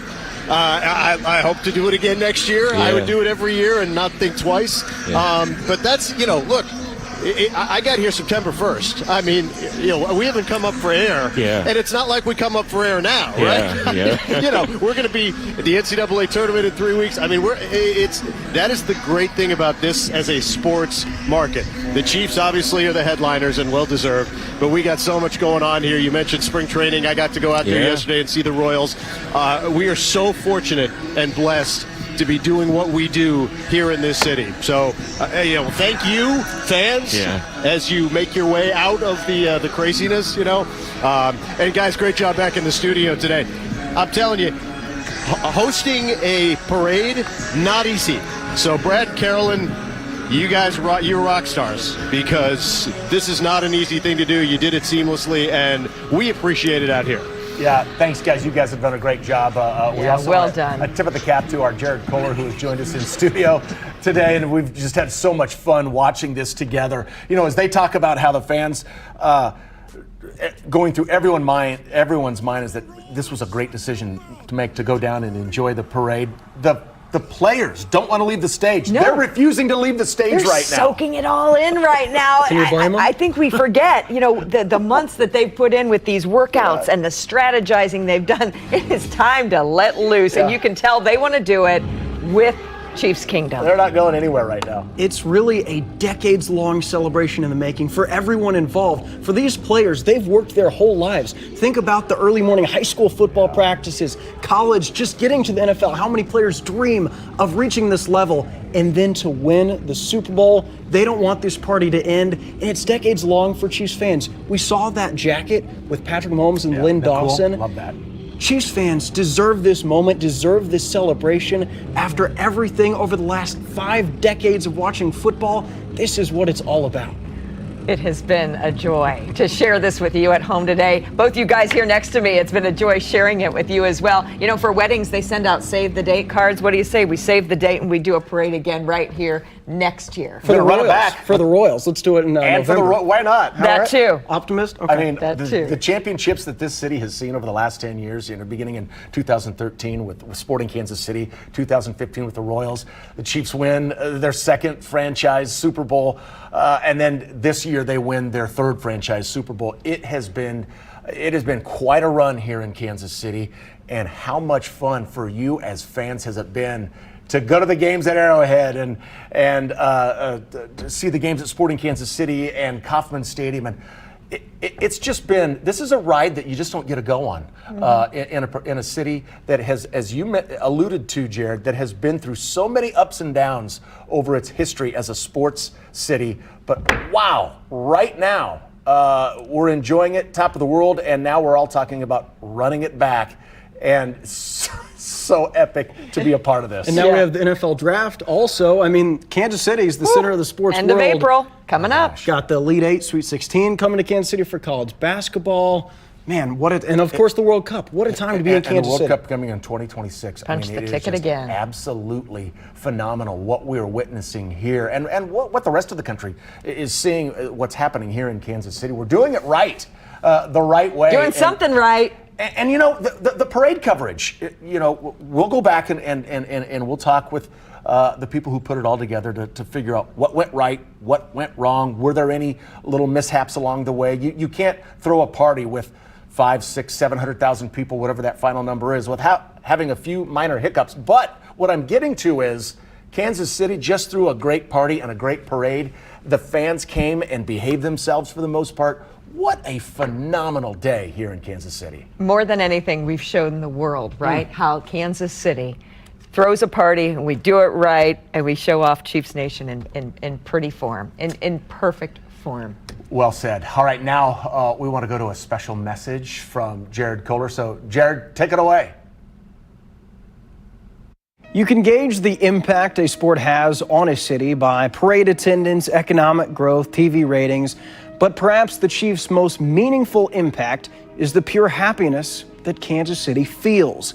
To a degree, the Chiefs have been a source of joy for decades now, giving the community something to look forward to each Sunday, something that unites the city regardless of fandom, something that provides collective memories, good or heartbreaking. I remember going to Arrowhead as a kid with my dad, so happy to be a part of something bigger than myself. I remember how excited I was when the Chiefs traded for Matt Castle, and I still lose my voice watching games on the couch with my friends. But now, more than ever, the Chiefs are a real source of pride for Kansas City. Chiefs games, players, and coaches mean so much to this community. Cheering on the Chiefs, it's ingrained in our culture. And the recent success has really helped elevate Kansas City's status as a place we're proud to call our home. We live in a negative world and times are always tough. And that's why I'm forever grateful for the happiness this team has brought this city. Because having bragging rights as the champs, well, that's one thing. But to have that feeling of euphoria, pride, and unity as a community, well, that's why right now there's no place like Kansas City. Jared Kohler, KCTV5 Sports. And wine preserver. Hi everybody, my name is Gina and this is my beautiful daughter Gigi. We're talking about how to be a mom on the move without having to cut corners.